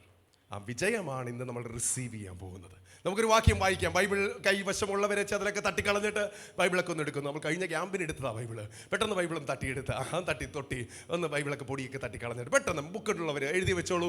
കൊലോസ്യ ലേഖനം 2-ാം അധ്യായം 15-ാം വാക്യം പെട്ടെന്ന് വായിച്ചേ. ആരാണ് ആദ്യം വായിക്കുന്നത് നോക്കട്ടെ. കൊലോസ്യ ലേഖനം 2:15 നമ്മൾ ആദ്യം വായിക്കുന്നത്. കൊലോസ്യ ലേഖനം 2:15 നമുക്കൊന്ന് വായിക്കാം. നമ്മുടെ ജീവിതത്തിൽ വിജയം കൈവരിക്കുക, അതാണ് ഇന്ന് ഞാൻ നിങ്ങളോട് സംസാരിക്കാൻ പരിശുദ്ധാത്മാവ് എന്നോട് പറഞ്ഞ ശബ്ദം ഇതാണ്. വിജയം കൈവരിക്കുന്ന ഒരു നല്ല തലമുറയായി ഇവിടെ ഇരിക്കുന്ന കുഞ്ഞുങ്ങളെയും യുവജനങ്ങളെയും മുതിർന്നവരെയും നമ്മൾ ഓരോരുത്തരെയും വാർത്തെടുക്കാൻ പരിശുദ്ധാത്മാവ് ഇന്ന് പകലിൽ ആഗ്രഹിക്കുകയാണ്. കൊലോസ്യ ലേഖനം, ഉൽപ്പത്തി കഴിഞ്ഞ് തൊട്ടടുത്ത പുസ്തകം. കിട്ടിയോ വിനെ? വായിച്ചോ? ആരാ വായിക്കുന്നത് നോക്കട്ടെ. ശബ്ദമുള്ളവരൊന്ന് വായിച്ചേ, ഉറക്കെ ഒന്ന് വായിച്ചോ. കൊലോസ്യ ലേഖനം, കൊലോഷ്യൻസ് ചാപ്റ്റർ 2:15 വായിച്ചോ. ആരാ വായിക്കുന്നത്? മോൾ. ഒരു മിഠായി ഉണ്ട്. കാരണം ഈ ബൈബിൾ വാക്യം എന്ന് പറഞ്ഞാൽ അതിലും മധുരമാണ്, അതിലും മനോഹരമായി കണ്ട് ആ വാക്യം വായിക്കുമ്പോൾ ഒരു നല്ല മിഠായി. ആ മിഠായി കിട്ടാൻ വേണ്ടി ആരെങ്കിലും നമ്മളെ ആ മിഠായി കൊടുത്തേരും കേട്ടോ. വായിച്ചോ മോളെ. വാഴ്ചകളെയും അധികാരങ്ങളെയും, ആ വാക്യം എഴുതിയിടണം മോനെ, മറന്നു പോകരുത്. കൊലോസ്യ ലേഖനം 2:15 2-3 വാക്കുകൾ അവിടെ കൊടുത്തിട്ടുണ്ട്. വാഴ്ചകൾ, അധികാരങ്ങളെയും ആയുധവർഗം. വാഴ്ചയുണ്ടാകുന്ന എപ്പോഴാണ്? രാജാവ് കഴിഞ്ഞ ദിവസം നിങ്ങൾ കണ്ട ഒരു ഗുണ്ടാ നേതാവ് തൃശ്ശൂരിൽ 10-60 ഗുണ്ടകളെ വിളിച്ചൊരു പാർട്ടി നടത്തിയിരിക്കുന്നു പരസ്യമായി. പിറ്റേ ദിവസം വാർത്താ ചാനലുകളിൽ എഴുതി വെച്ചിരിക്കുന്നു ഗുണ്ടാ നേതാവ്. പരസ്യമായിട്ട് വാർത്തയിൽ വന്നിരിക്കുകയാണ്, ഞങ്ങളോട് പൈസ തന്നാൽ ഞങ്ങൾ എന്തും ചെയ്യാൻ റെഡിയാണ്. കാരണം ഭയമില്ല, എന്തും ചെയ്യാൻ അധികാരമുണ്ട്, വാളുണ്ട്, തോക്കുണ്ട്. പോലീസുകാരുടെ കയ്യിൽ പോലും ഇല്ലാത്ത ആയുധങ്ങൾ അവരുടെ കൈവശം ഉണ്ട്. അവരെ ഭയപ്പെട്ടാണ് പല ആളുകളും ജീവിക്കുന്നത്. നോക്കിക്കേ, ഇവിടെ എഴുതിയിരിക്കുന്നു വാഴ്ചയുള്ള ആളുകൾ, അധികാരമുള്ള ആളുകൾ. അവരെ ഇരുട്ടിന്റെ അധികാരത്തെക്കുറിച്ചാണ് പറഞ്ഞത്. പിശാചിന്റെ അധികാരം, പാപത്തിന്റെയും ശാപത്തിന്റെയും അധികാരമുള്ളൊരു കാലയളവിൽ ആ വാഴ്ചയുടെയും അധികാരത്തിന്റെയും കയ്യിൽ എന്തോ ഉണ്ടായിരുന്നു? ആയുധങ്ങൾ. ആയുധവർഗം വെപ്പിച്ച് ക്രൂശിൽ, ആ വാക്ക് മറക്കരുത്. ഇവിടെ ഇരിക്കുന്ന പ്രിയപ്പെട്ടവരെ, ഞാനും നിങ്ങളെല്ലാം അനുഗമിക്കുന്നത്, ഞാനും നിങ്ങളും സ്നേഹിക്കുന്നത് ഒത്തിരി പടക്കോപ്പുകളുള്ള ഒരു നായകനെ അല്ല. ശക്തിമാനെ പോലെ, സ്പൈഡർമാനെ പോലെ, സൂപ്പർമാനെ പോലെ നോക്കുമ്പോൾ വലിയ മസിലുള്ള എന്താണ് 6-pack ബോഡിയുള്ള ജീസസിനെ അല്ല നമ്മൾ നോക്കുന്നത്. നമ്മൾ അവിടെ നോക്കിയാൽ നിരാശപ്പെട്ടു പോകും. നമ്മൾ മസിൽ പവർ കണ്ടോ, മണി പവർ കണ്ടോ കർത്താവിനെ അനുഗമിച്ചതല്ല. നമ്മൾ കർത്താവിനെ അനുഗമിക്കാൻ ഒരേ ഒരു വാക്കാണ്, ആ സ്നേഹം. എന്താണ് ആ വാക്ക്? അവന്റെ സ്നേഹം. ലോകത്തിലുള്ള പണത്തേക്കാൾ, മഹത്വത്തെക്കാൾ, പ്രൗഢിയേക്കാൾ എല്ലാം ഏതൊരു ക്രിസ്ത്യാനിയെയും അവനുമായി അടുപ്പിക്കുന്ന ഒരു വാക്ക് സ്നേഹം. എന്താണ് ആ വാക്ക്? സ്നേഹം. നമ്മുടെ അപ്പൻ അമ്മ, മോളുടെ പപ്പയുടെ പേരെന്താ? മാത്യു എന്ന പപ്പ. നോക്കിക്കേ, മാത്യു എന്ന പപ്പയുടെ പേര് പറയുമ്പോൾ തന്നെ ആ മുഖത്ത് എന്തൊരു സന്തോഷം വന്നു. ആ പപ്പയുടെ മുഖം നമ്മുടെ മനസ്സിലുണ്ട്. പക്ഷെ പപ്പയേക്കാൾ സുന്ദരനല്ലേ മമ്മൂട്ടി? പപ്പയേക്കാൾ സുന്ദരനല്ലേ മോഹൻലാല്? പപ്പയേക്കാൾ സുന്ദരന്മാരായ ഒത്തിരി പേര് പുറത്തുണ്ട്. പക്ഷെ നമ്മൾ എന്ത് ചെയ്യുന്നില്ല? അവരെ അനുഗമിച്ച് പപ്പാ എന്ന് വിളിച്ച് അവരുടെ പുറകെ പോകുന്നില്ല. കാര്യം എന്താ? സ്നേഹം. എപ്പോഴും ഓർക്കുക, ഈ ലോകത്ത് ഞാനും നിങ്ങളും ജീവിക്കുമ്പോൾ എന്നെയും നിങ്ങളെയും കർത്താവുമായി ചേർത്ത് വെക്കുന്ന ഒരു വാക്ക് റോമാലേഖനം 8-ാം അധ്യായത്തിൽ 30, 31, 32, 34 വാക്യങ്ങളിൽ പൗലോസ് പറയുന്നുണ്ട്. ക്രിസ്തുവിന്റെ സ്നേഹത്തിൽ നിന്ന് എന്നെ വേർപിരിക്കുന്നത് എന്ത്? ഈ ലോകത്തിൽ നമ്മളെ ദൈവവുമായി അടുപ്പിക്കാനുള്ള ഏറ്റവും പ്രധാനപ്പെട്ട കാര്യം ദൈവം നമുക്ക് വേണ്ടി തന്ന സ്നേഹമാണ്. 1 യോഹന്നാന്റെ ലേഖനം 3-ാം അധ്യായം 1-ാം വാക്യത്തിൽ പറയുന്നു, കാൺമിൻ, നാം ദൈവമക്കൾ എന്ന് വിളിക്കപ്പെടുവാൻ പിതാവ് നമുക്ക് എത്ര വലിയ സ്നേഹം. അപ്പൊ ദൈവവും നമ്മളും തമ്മിലുള്ള ബന്ധം എന്താണ്? സ്നേഹം. ദൈവത്തിന്റെ സ്നേഹത്തെക്കുറിച്ച് എഴുതാൻ ഈ കടലിലുള്ള വെള്ളം മുഴുവൻ മഷിയാക്കിയാലും നമുക്ക് എഴുതി തീർക്കാൻ പറ്റത്തില്ല. ഈ ലോകത്തിലുള്ള മരങ്ങൾ മുഴുവൻ ഒടിച്ച് പേനയാക്കി മാറ്റിയാലും ദൈവസ്നേഹം വർണ്ണിച്ച് തീരാൻ കഴിയില്ല. ഈ കര മുഴുവൻ പേപ്പറാക്കി മാറ്റിയാലും ദൈവസ്നേഹം വർണ്ണിച്ച് തീർക്കാൻ കഴിയില്ല. അതുപോലൊരു സ്നേഹത്തിലേക്കാണ് ദൈവം നമ്മെ ഇൻവൈറ്റ് ചെയ്യുന്നത്. അതുകൊണ്ടാണ് പത്രോസിനോട് കർത്താവ് ചോദിച്ചത്, ഡു യു ലവ് മീ? നീ എന്നെ സ്നേഹിക്കുന്നുണ്ടോ? അപ്പൊ ഇന്ന് ഞാൻ നിങ്ങളോട് പറയാൻ പോകുന്ന ഒരു വാക്ക്, ക്രൂശിൽ അവൻ എന്ത് ചെയ്തു? ജയോത്സവം കൊണ്ടാടി. ഈ ലോകത്തിലുള്ള മനുഷ്യരോടുള്ള സ്നേഹം കാരണം യേശു ഒരു തെരഞ്ഞെടുപ്പ് നടത്തി. യോഹന്നാൻ 3:16 പറയുന്നു, തൻ്റെ ഏകജാതനായ പുത്രൻ ഈ ലോകത്തിലുള്ള മനുഷ്യരാരും നശിച്ചു പോകാതിരിക്കാൻ. പേരെന്താ? ജയ്. മോന്റെ പേരെന്താ? റോൺ. മോന്റെ പേരെന്താ? നമ്മൾ ആരും നശിച്ചു പോകാതിരിക്കാൻ വേണ്ടി സർവശക്തനായ ദൈവം ആ സ്നേഹം നിറഞ്ഞു കഴിഞ്ഞപ്പോൾ, നോക്കിക്കേ, ജയ് അല്ലേ, ജയ്യുടെ ഒരു സഹോദരനോ സഹോദരിയോ അല്ലെങ്കിൽ വർഷങ്ങൾ കഴിയുമ്പോൾ ഒരു കുഞ്ഞോ പ്രിയപ്പെട്ട ഒരു കൂട്ടുകാരനോ എന്തെങ്കിലും ഒരു ആപത്തിലേക്ക് വീഴുമ്പോൾ നമ്മളെ തന്നെ മറന്ന് നമ്മൾ എന്ത് ചെയ്യും? ചാടി അവനെ രക്ഷിക്കാൻ നോക്കും. ശരിയല്ലേ? ഇതുപോലെ ഈ ലോകത്തിലുള്ള എല്ലാ മനുഷ്യരും, തൻ്റെ സൃഷ്ടികളായ മനുഷ്യര് നരകത്തീയിലേക്ക്, തീച്ചൂളയിലേക്ക് പോകുന്നത് കണ്ട് സഹിക്കാൻ കഴിയാതെ സ്വപുത്രൻ, ദൈവത്തിന്റെ പുത്രനായ ഏകജാതനായവൻ ഈ ഭൂമിയിലേക്ക് ഇറങ്ങി വന്നു. അവന്റെ സ്നേഹം കാരണം ഈ ഭൂമിയിൽ ഇറങ്ങി വന്നൊരു പോംവഴി. റോമർ 6:23, പാപം ചെയ്യുന്നവനെല്ലാം ശമ്പളമായി മരണം ലഭിക്കുന്നു. എന്നാൽ ദൈവത്തിന്റെ കൃപാവരം നമ്മിലേക്ക് വരാൻ വേണ്ടി, ആ സ്നേഹം പ്രദർശിപ്പിക്കാൻ വേണ്ടി കർത്താവ് എന്ത് ചെയ്തു? 1 കൊരിന്ത്യർ 15:3-4 വാക്യങ്ങൾ പറയുന്നു, ക്രിസ്തുവോ പാപികൾക്കു വേണ്ടി തൻ്റെ ജീവൻ ക്രൂശിൽ സമർപ്പിച്ചു. ഞാൻ ഇന്ന് നിങ്ങളോട് പറയാൻ പോകുന്നത്, ആ സ്നേഹം മൂർച്ഛിച്ചു കഴിഞ്ഞപ്പോൾ, ആ സ്നേഹം പ്രദർശിപ്പിക്കാൻ വേണ്ടി കർത്താവ് ക്രൂശിൽ ഒരു ജയം കൊണ്ടാടി. എങ്ങനെയാ ജയം കൊണ്ടാടിയത്? ആയുധവർഗം വെപ്പിച്ച് ജയോത്സവം കൊണ്ടാടി. ഇന്ന് ആ ജയം നമുക്ക് തരാൻ, അല്ലെങ്കിൽ നമ്മളും ആ ജയത്തിൻ്റെ ഒരു ഭാഗങ്ങളാക്കാൻ ദൈവം ആഗ്രഹിക്കുക. ഞാൻ അതിനെക്കുറിച്ചാണ് നിങ്ങളോട് പറയാൻ പോകുന്നത്. ഓക്കെ, നമുക്ക് ബൈബിളിലെ ചില വാക്യങ്ങൾ ഞാൻ നിങ്ങളോട് പറയുന്നു, ഒന്ന് നോട്ട് ചെയ്ത് വെക്കുക. 7 ചെറിയ കാര്യങ്ങളാണ് ഞാൻ നിങ്ങളോട് പെട്ടെന്ന് പറയാം. 5-10 മിനിറ്റ് കൊണ്ട് നമ്മൾ വേഗം അവസാനിപ്പിക്കുമെന്ന് ചിന്തിക്കരുത്. 5-10 മിനിറ്റോടെ എടുക്കും. ഓക്കെ, അപ്പോൾ നമുക്ക് വേഗം ബൈബിളിലെ വേഗം ലൂക്കോസിന്റെ സുവിശേഷത്തിലേക്ക് നമ്മൾ നോക്കുകയാണ്. ക്രൂശിൽ ജയോത്സവം കൊണ്ടാടി. ആരാണ് ക്രൂശിൽ ജയോത്സവം കൊണ്ടാടിയത്? ഉത്തരം ഒന്ന് പറഞ്ഞേ, ആരാ ജയോത്സവം കൊണ്ടാടിയത്? യേശു. യേശു ജയോത്സവം കൊണ്ടാടി. ലൂക്കോസിന്റെ സുവിശേഷം ഒന്നെടുത്തേ. യേശു കർത്താവ് ക്രൂശിൽ ജയം കൊണ്ടാടി നമുക്ക് നേടിത്തന്ന 7 വിജയങ്ങളെ കുറിച്ചാണ് ഞാൻ നിങ്ങളോട് പറയുന്നത്. ഇവിടെ ഇരിക്കുന്ന എല്ലാ പ്രിയപ്പെട്ട കുഞ്ഞുങ്ങളും യുവജനങ്ങളും മുതിർന്നവരടക്കം നമ്മൾ ഓരോരുത്തരും ആഗ്രഹിക്കുന്ന 7 വിജയങ്ങൾ. അതിനെക്കുറിച്ച് വളരെ ലളിതമായി നിങ്ങളോട് ഞാൻ പറയാം. സന്തോഷത്തോടെ നമുക്കിത് കേൾക്കാം. ലൂക്കോസിന്റെ സുവിശേഷം വായിക്കാത്തവർ പെട്ടെന്ന് വായിക്കണം. ഇപ്പം ആ മോള് വായിച്ചു. അതുപോലെ ബൈബിൾ ഇതുവരെ വായിക്കാത്ത പ്രിയപ്പെട്ടവർ പുതിയ വാക്യങ്ങൾ വായിക്കുക. വായിച്ചാട്ടെ. ലൂക്കോസിന്റെ സുവിശേഷം 23-ാം അധ്യായം 34-ാം വാക്യം വായിച്ചാട്ടെ. പെട്ടെന്ന് അത് നോട്ട് ചെയ്ത് വെക്കുകയും ചെയ്യണം കേട്ടോ. നിങ്ങളുടെ ബുക്കിൽ അതെല്ലാം എഴുതി വെക്കണം. വീട്ടിൽ ചെല്ലുമ്പോൾ വീട്ടിൽ ചെല്ലുമ്പോൾ ഭാര്യയും മക്കളും ഒക്കെ ചോദിക്കും, എന്താ ഇന്ന് അവിടെ ക്ലാസ് കേട്ടെന്ന് ചോദിക്കുമ്പോൾ പറയണം കേട്ടോ. ലൂക്കോസ് 23:34 പെട്ടെന്ന് വായിച്ചേ നോക്കിക്കേ.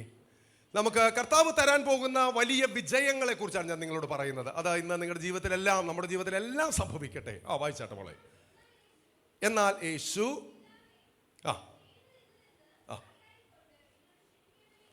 എല്ലാവർക്കും വാക്യം കിട്ടിയോ? വാക്യം എല്ലാവരും എഴുതിയോ? നോക്കട്ടെ, വാക്യം എല്ലാവരും എഴുതിയോ? നോക്കട്ടെ, നിങ്ങളുടെ ബുക്കൊക്കെ ഒന്ന് കാണട്ടെ. എല്ലാവരും ബുക്കിലൊന്ന് എഴുതിക്കേ. മോനെ ബുക്ക് കിട്ടിയോ? ബുക്ക് കിട്ടാത്തവരുണ്ടോ? മോൻ ബുക്ക് കിട്ടിയില്ലേ? ബുക്ക് മോനെ റോഷൻ ബ്രദർ എന്തെങ്കിലും ബുക്കുണ്ടോ? ബുക്ക് ഇല്ലാത്തവർക്കൊന്ന് കൊടുക്കാമോ?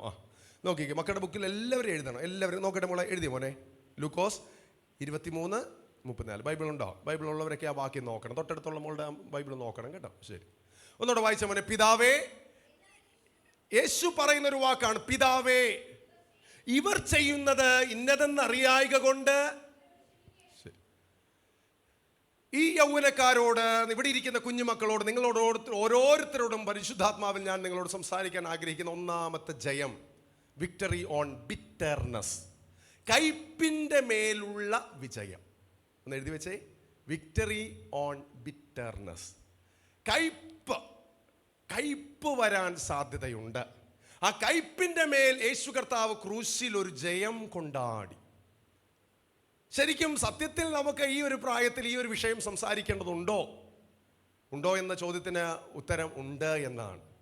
കാരണം നമുക്ക് ഏറ്റവും കൂടുതൽ വീട്ടിൽ നമ്മൾ സമയം ചെലവഴിക്കുന്ന ഒരു സമയം, കൂട്ടുകാരുടെ കൂടെ സമയം ചെലവഴിക്കുന്ന സമയം, സ്കൂൾ, കോളേജ്, മറ്റ് സഹപ്രവർത്തകരുടെ കൂടെയൊക്കെ സമയം ചെലവഴിക്കാൻ ഒത്തിരി സമയം കിട്ടുമ്പോൾ നമ്മൾ അറിയാതെ നമ്മുടെ ബന്ധങ്ങളിൽ ഒരു വിള്ളൽ വരാൻ സാധ്യതയുണ്ട്. അപ്പൻ, അമ്മ, നമ്മുടെ സഹോദരങ്ങൾ, നമ്മുടെ വീട്, പുറത്തെ ചർച്ച്, പുറത്തേക്ക് നമ്മൾ ഇറങ്ങുമ്പോൾ നമ്മുടെ കൂട്ടുകാര്, സൗഹൃദ വലയങ്ങൾ, അവരുടെ എല്ലാം തമ്മിലുള്ള ഇടപെടലുകളിൽ അവരുടെ വാക്കുകൊണ്ടോ പ്രവൃത്തി കൊണ്ടോ നമുക്കൊരു വിഷമം വരുമ്പോൾ നമ്മൾ അറിയാതെ ഒരു കയ്പ് രൂപപ്പെടും. ചില ആളുകൾ ആ കയ്പിൽ വിജയിക്കാതെ വരും. എന്ന് പറഞ്ഞാൽ, മോൻ്റെ പേരെന്താ? ശാലോം. ഞാനും ശാലോമും സുഹൃത്തുക്കളാണ്. ഞങ്ങളിങ്ങനെ സംസാരിച്ച് വന്ന വഴി ഞാൻ പറഞ്ഞ ഒരു വാക്ക് ശാലോമിൻ്റെ മനസ്സിൽ വിഷമമുണ്ടാക്കി.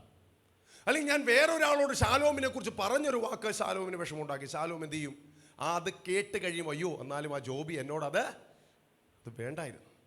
ഒരു ദിവസം 2 ദിവസം കൊണ്ട് ചിലത് പോകും. പക്ഷേ ചിലരുടെ മനസ്സിൽ ഈ വീണ്ടും നമ്മുടെ വീടിൻ്റെ മുകളിലൂടെ പറന്നു പോകുന്ന കിളികളെ പോലെ ചിലത് പറന്ന് നടക്കും. ചില കിളികൾ എന്ത് ചെയ്യും? പറന്ന് വീടിൻ്റെ മുകളിൽ ഒരു കൂടുണ്ടാക്കും. അതുപോലെ ചില കയ്പ്, ചില ചിന്തകൾ നമ്മൾ അറിയാതെ നമ്മുടെ മനസ്സിൽ സ്ഥിരമായി അങ്ങ് കൂടും. പെൺകുട്ടികളോട് ഞാൻ പറയട്ടെ, ആൺകുട്ടികളോട് പറയട്ടെ, സഹോദരങ്ങളോട് പറയട്ടെ, നമ്മൾ അറിയാതെ പിശാച് എന്ത് ചെയ്യും? നിങ്ങൾ ഈ ക്രിക്കറ്റ് മത്സരമോ ഫുട്ബോളൊക്കെ ഇപ്പോൾ IPL മത്സരം നടക്കുകയാണ്. നമ്മൾ ചിയർ ഗേൾസ് ഉണ്ട്, ചിയർ ഗേൾസ്. ഒരു ക്രിക്കറ്റ് 6 അടിക്കുമ്പോൾ 4 അടിക്കുമ്പോൾ വിക്കറ്റ് വീഴുമ്പോൾ അതാത് ടീമിൻ്റെ ചിയർ ഗേൾസ് വന്ന്, ഇതുപോലെയാണ് നമുക്ക് കയ്പുണ്ടാകാനുള്ള സാഹചര്യം വരുമ്പോൾ പിശാചിൻ്റെ ദൂതന്മാർ, പിശാചിൻ്റെ ആൾക്കാർ എന്ത് ചെയ്യും? ചിയർ ഗേൾസ് ആയിട്ട് വന്നാ ഈ ദിവസങ്ങളിൽ നിങ്ങൾ പത്രത്തിൽ കാണുന്ന 16-കാരൻ 17-കാരൻ കൊലപാതകത്തിൽ പ്രതിയായി, മോഷണത്തിൽ പിടിയിലായി, അല്ലെങ്കിൽ അവൻ കുത്തിക്കൊന്നു, അവൻ അടിച്ചു കൊന്നു, ഇടിച്ചു കൊന്നു എന്നൊക്കെ വാർത്ത വരുന്നത് എങ്ങനെയാണെന്നറിയാമോ? കയ്പിൽ തുടങ്ങുന്ന കാര്യങ്ങളാണ്. പക, ചെറിയ കാര്യങ്ങളായിരിക്കും ഒരാൾ പറഞ്ഞത്. ചിലപ്പോൾ ചർച്ചിൽ ഒരാൾ ഒരു വാക്ക് പറഞ്ഞു, ആ വാക്ക് ചിലപ്പോൾ എന്ത് ചെയ്യും? നമ്മുടെ മനസ്സിൽ അത് കൊണ്ട് നടക്കും. ഞാൻ കഴിഞ്ഞ ദിവസം മാവേലിക്കര ചെന്നപ്പോൾ ഒരു ചെറുപ്പക്കാരനെ കണ്ടു. ആ ചെറുപ്പക്കാരൻ നാളുകളായി, വർഷങ്ങളായി തൻ്റെ അമ്മയോട് സംസാരിക്കുന്നില്ല. അപ്പം ഞാൻ അവനോട് സംസാരിച്ചപ്പോൾ പറഞ്ഞ കാര്യം, അമ്മ പറഞ്ഞൊരു വാക്ക്, പൊതുവായി ബന്ധുക്കളുടെ മുൻപിൽ എന്നെ താഴ്ത്തി പറഞ്ഞൊരു വാക്ക് എനിക്ക് സഹിക്കാനായി സാധിച്ചില്ല. അതുകൊണ്ട് ഞാൻ അമ്മയോട് മിണ്ടുന്നില്ല. കാരണം അമ്മയ്ക്ക് എന്നോട് സ്നേഹമില്ല. സ്നേഹമുണ്ടെങ്കിൽ പരസ്യമായി എന്നെ അവഹേളിക്കില്ലല്ലോ. ഞാനിവിടെയുള്ള സഹോദരനോട് പറയട്ടെ, നമ്മൾ പക എന്ന കാര്യത്തെ നമ്മൾ എന്ത് ചെയ്യണം?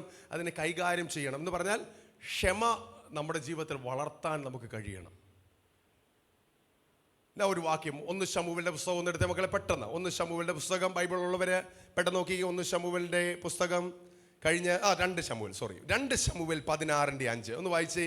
2 ശമൂവേൽ 16:5 2 ശമൂവേൽ 16:5 ഒന്ന് വായിച്ചേ, പെട്ടെന്ന് വായിച്ചു. 2 സാമുവേൽ 16:5 വായിച്ചു.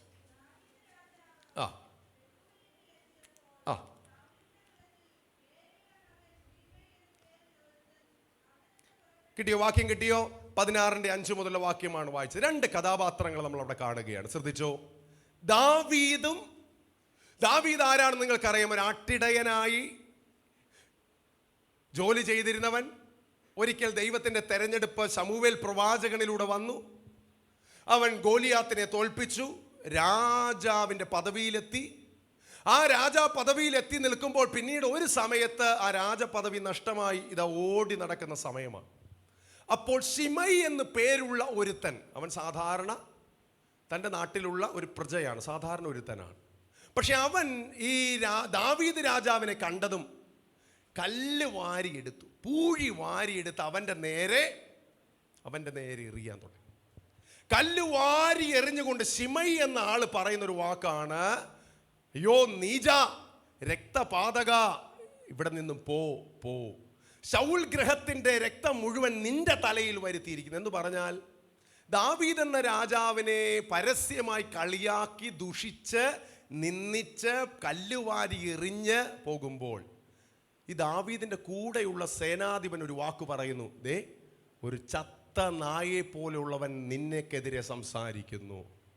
അതാ ഞാൻ പറഞ്ഞത് ഈ ചിയർ ഗേൾസ് എന്ന് പറയുന്നത്. നമ്മൾ അറിയാതെ നമ്മുടെ കൂട്ടുകാരൻ നമുക്കൊരു തമ്മിലൊരു പ്രശ്നമുണ്ടായി.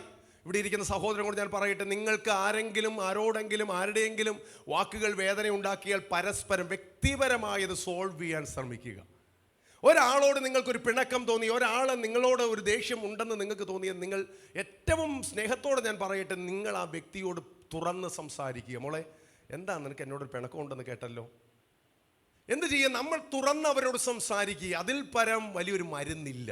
നമ്മുടെ പ്രശ്നം എന്താണ്? എനിക്ക് ശോശാമയുമായിട്ടാണ് പ്രശ്നം. ഞാൻ സംസാരിക്കുന്നത് ത്രേസ്യാമ്മയോടും ചിന്നമ്മയോടും സംസാരിക്കത്തുള്ളൂ. ഞാൻ ഈ കാര്യം മുഴുവൻ ഇവരോട് പറയുമ്പോൾ ഇവർ എന്തൊക്കെയോ സൊല്യൂഷൻ പറയും, അല്ലെങ്കിൽ പ്രശ്നത്തെ ആളി കത്തിക്കും. ഞാൻ ഇവിടെയുള്ള കൂട്ടുകാരോട് പറയട്ടെ, ഈ ചെറിയ പ്രായത്തിൽ നമുക്ക് എടുക്കാൻ കഴിയുന്ന നല്ലൊരു തീരുമാനമാണ്, എന്നോടൊരാളോട് പിണക്കമുണ്ടെന്ന് തോന്നിയാൽ, എനിക്കൊരാളോട് പിണക്കമുണ്ടെങ്കിൽ, എന്നോടൊരാൾ മോശമായി എനിക്കെതിരെ ഒരാൾ സംസാരിച്ചു എന്ന് തോന്നിയാൽ എന്ത് ചെയ്യും? ഞാൻ ആ വ്യക്തിയോട് പേഴ്സണലായി സംസാരിക്കും. ഏറ്റവും നല്ല കാര്യമാണ് വ്യക്തിപരമായി ഒരാളോട് നമ്മൾ എന്ത് ചെയ്യുക? തുറന്ന് സംസാരിക്കുക. ദാവീദ് ചെയ്ത കാര്യം എന്താണ്? സേനാധിപൻ പറയുന്നു, അവന്റെ തല വെട്ടിക്കളയട്ടെ, ഒറ്റ വാക്ക് പറഞ്ഞാൽ മതി, യെസ് എന്ന് പറഞ്ഞാൽ അവന്റെ തല താഴെ കിടക്കും. പക്ഷേ അവൻ പറഞ്ഞ വാക്ക് താഴെ നിങ്ങൾ വായിക്കുമ്പോൾ മനസ്സിലാകും, ദൈവം അതിന് പ്രതിഫലം കൊടുക്കട്ടെ, ദൈവം ഇടപെടട്ടെ. ഇവിടെയുള്ള യുവജനങ്ങളോട് ഞാൻ സ്നേഹത്തോടെ പറയട്ടെ, നമ്മളെക്കാൾ മുകളിൽ നമുക്ക് വേണ്ടി പ്രവർത്തിക്കുന്ന ഒരു ശക്തിയുണ്ട്. നമുക്ക് മുകളിൽ നമുക്ക് വേണ്ടി പ്രവർത്തിക്കുന്ന സദാസമയം, ബൈബിളിൽ ഒരു വാക്യമുണ്ട്, കാക്ക കുഞ്ഞുങ്ങൾക്കും അതതിൻ്റെ ആഹാരം കൊടുക്കുന്ന ദൈവം. പക്ഷികളെയും മൃഗങ്ങളെയും ജീവജാലങ്ങളെ മുഴുവൻ പരിപാലിക്കുന്ന സർവശക്തനായ ദൈവം നമ്മളെ എല്ലാവരെയും അതിനേക്കാൾ മുകളിൽ സ്നേഹിക്കുക. പ്രിയപ്പെട്ടവരെ, നമുക്ക് ആരോടെങ്കിലും പകയോ പിണക്കോ ഉണ്ടെങ്കിൽ നമ്മൾ തീർക്കാൻ പോകരുത്. അതിൻ്റെ റിസൾട്ട് എന്താണെന്ന് തൊട്ടടുത്ത അധ്യായത്തിൽ ആ ദാവീദിൻ്റെ ക്ഷമയുടെ റിസൾട്ട്. സാധാരണ പറയാറുണ്ട്, ഒരു ദേഷ്യം നമുക്ക് തോന്നിയാൽ നമ്മളെടുത്ത് കിണറ്റി ചാടി, ഞാനിപ്പോൾ ചാടാൻ പോവാന്ന് കിണറ്റി ചാടിയാൽ 7 ദേഷ്യം കൊണ്ടും നമുക്ക് കിണറ്റിൽ നിന്ന് കയറി വരാൻ പറ്റത്തില്ല. എനിക്ക് ഒരാളോട് പിണക്കത്ത് കഴിഞ്ഞ ദിവസം ഈ മല്ലപ്പള്ളി നിങ്ങളുടെ എവിടെ നിന്നായിരുന്നു, ഈ തൊട്ടടുത്തുനിന്ന് ഒരു ചെറുപ്പക്കാരൻ 14കാരൻ സിനിമയിൽ അഭിനയിക്കാൻ കണ്ടും ട്രെയിൻ കയറിപ്പോയി. കണ്ടോ നിങ്ങൾ? പെട്ടെന്ന് നമ്മൾ തീരുമാനമെടുത്തു, ഞാൻ എവിടെ പോകാൻ പോവാണ്? ഞാൻ ചെന്നൈയിൽ ചെന്നപ്പോൾ അവിടെ അവരെ സംസാരിച്ച് തമിഴൊന്നും ഇവന് മനസ്സിലാവും. നേരെ തിരിച്ച് കൊച്ചിയിലാണ് എൻ്റെ സ്ഥലം എന്ന് മനസ്സിലാക്കി കൊച്ചിയിലേക്ക് വന്നു. അവിടെ കറങ്ങിയടിച്ച് പിന്നെ വീട്ടിലേക്ക് വന്നു. കാര്യം എന്താ? 14 വയസ്സുകാരൻ്റെ മനസ്സിൽ വരുന്ന കാര്യങ്ങൾ, തീരുമാനങ്ങളൊന്നും ശരിയാകണമെന്നില്ല. ഇന്ന് ഇവിടെ ഇരിക്കുന്ന കൂട്ടുകാരോട് ഞാൻ സ്നേഹത്തോടെ പറയട്ടെ, ഞാനും നിങ്ങളും എടുക്കുന്ന തീരുമാനങ്ങൾ പലതും ഇപ്പോഴെനിക്ക് ശരിയാണെന്ന് തോന്നും, കുറച്ച് നാൾ കഴിയുമ്പോൾ അത് വേണ്ടായിരുന്നു എന്ന് തോന്നും. കാരണം നമ്മുടെ പ്രായത്തിനനുസരിച്ച് മാത്രമേ നമുക്ക് പല തീരുമാനങ്ങളും എടുക്കാൻ പറ്റത്തുള്ളൂ. അപ്പോൾ എപ്പോഴും നമ്മൾ ചെയ്യേണ്ട കാര്യം, ക്ഷമിക്കാൻ കഴിയുന്നത് ക്ഷമിക്കുക, തീർക്കാൻ കഴിയുന്ന, എനിക്ക് തെറ്റ് തോന്നി എന്ന് തോന്നിയാൽ അത് തെറ്റ് സമ്മതിക്കാൻ പറ്റുക. ഒരാളോട് എന്തെങ്കിലും വ്യക്തിപരമായി നമുക്കൊരു വൈരാഗ്യം തോന്നിയാൽ, പിണക്കം തോന്നിയാൽ, തെറ്റിദ്ധാരണ തോന്നിയാൽ നമ്മളത് തിരുത്താനായി ശ്രമിക്കുക. ഏറ്റവും പിശാചിൻ്റെ വലിയൊരു തന്ത്രമാണ് മിസ്അണ്ടർസ്റ്റാൻഡിങ്, കൺഫ്യൂഷൻ ഉണ്ടാക്കുക, തെറ്റിദ്ധാരണ ഉണ്ടാക്കുക. കഴിഞ്ഞിടയ്ക്ക് 2 കൂട്ടുകാർ വളരെ നല്ല കൂട്ടുകാരായിരുന്നു. അതിലൊരാൾ കല്യാണം കഴിച്ചു. കല്യാണം കഴിച്ചതോടെ ആ കല്യാണം കഴിച്ച കൂട്ടുകാരൻ പിന്നെ ഇവൻ്റെ കൂടെ കൂട്ടുകൂടാൻ വരാതായി. ആകെ സങ്കടമായി. മറ്റേ കൂട്ടുകാരൻ തേരാപ്പാര നടക്കുന്നു, മറ്റവനോ ബൈക്കിൽ ഭാര്യയുമായി ചുറ്റി നടക്കുന്നു. അവനാകെ സങ്കടമായി. അവൻ ഫോൺ വിളിക്കുക, എടാ ഒന്ന് വാടാ, ഇന്ന് വൈകുന്നേരം ഒന്ന് വാടാ. ഞാനില്ല, ഭാര്യയായിട്ട് എനിക്കൊന്ന് ടൂറിന് പോകണം, സിനിമയ്ക്ക് പോകണം, അവിടെ പോകണം, ഇവിടെ പോകണം. നോക്കിക്കേ, ഒരിക്കൽ പോലും ഈ കൂട്ടുകാരൻ പിന്നെ കൂട്ടുകൂടാൻ വരാതായി. ഒരു ദിവസം ഈ ഭാര്യയുമായിട്ട് കൂട്ടുകാരൻ ബസ്സിൽ കയറി പോകുന്നത് കണ്ട് ഇവനും ബസ്സിൽ കയറി. കൂട്ടുകാരൻ മൈൻഡ് ചെയ്യുന്നില്ല. ഇവൻ നേരെ അവൻ്റെ ഭാര്യയുടെ അടുക്കൽ ചെന്നിട്ട് ചെവിയിൽ എന്തോ പറഞ്ഞിട്ട് ഫ്രണ്ട് ഡോറിലൂടെ ഇറങ്ങി താഴേക്ക് ഇറങ്ങിപ്പോയി. ഭർത്താവ് അത് കണ്ടു. ബസ് സ്റ്റോപ്പിൽ ഇറങ്ങിയത് ഭാര്യയുടെ അടുക്കലേക്ക് ഈ മനുഷ്യൻ ഓടിച്ചെന്താ, എന്തുവായിരുന്നു എൻ്റെ കൂട്ടുകാരൻ നിന്റെ ചെവിയിൽ എന്തോ പറയുന്നത് കേട്ടല്ലോ, എന്തോ പറഞ്ഞല്ലോ.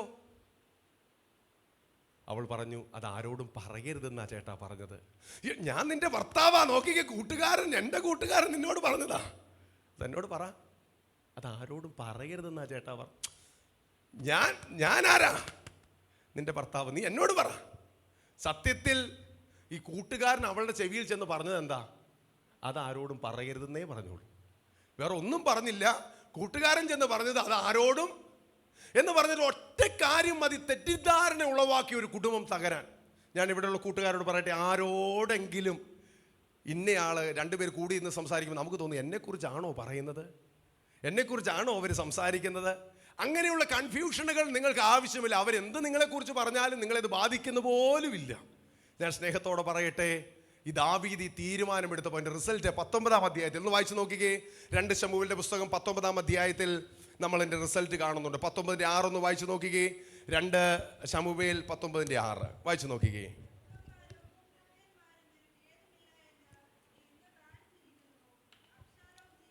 രണ്ട് ശമൂവേൽ 19:6 2 ശമൂവേൽ 19:6 വായിച്ചു. 19:6 ആണോ വായിക്കുന്നത്? 2 Samuel. Yes, okay. Okay, 18 2 Samuel right, വായിച്ചത് നിങ്ങൾ കറക്റ്റാണ്. 2 ശമൂവേൽ 19:18 ആ വാക്യത്തിൽ ഇതിൻ്റെ റിസൾട്ട് കാണുന്നുണ്ട്. 19-18 ഒന്ന് വായിച്ചു നോക്കിക്കേ. 2 ശമൂവേൽ.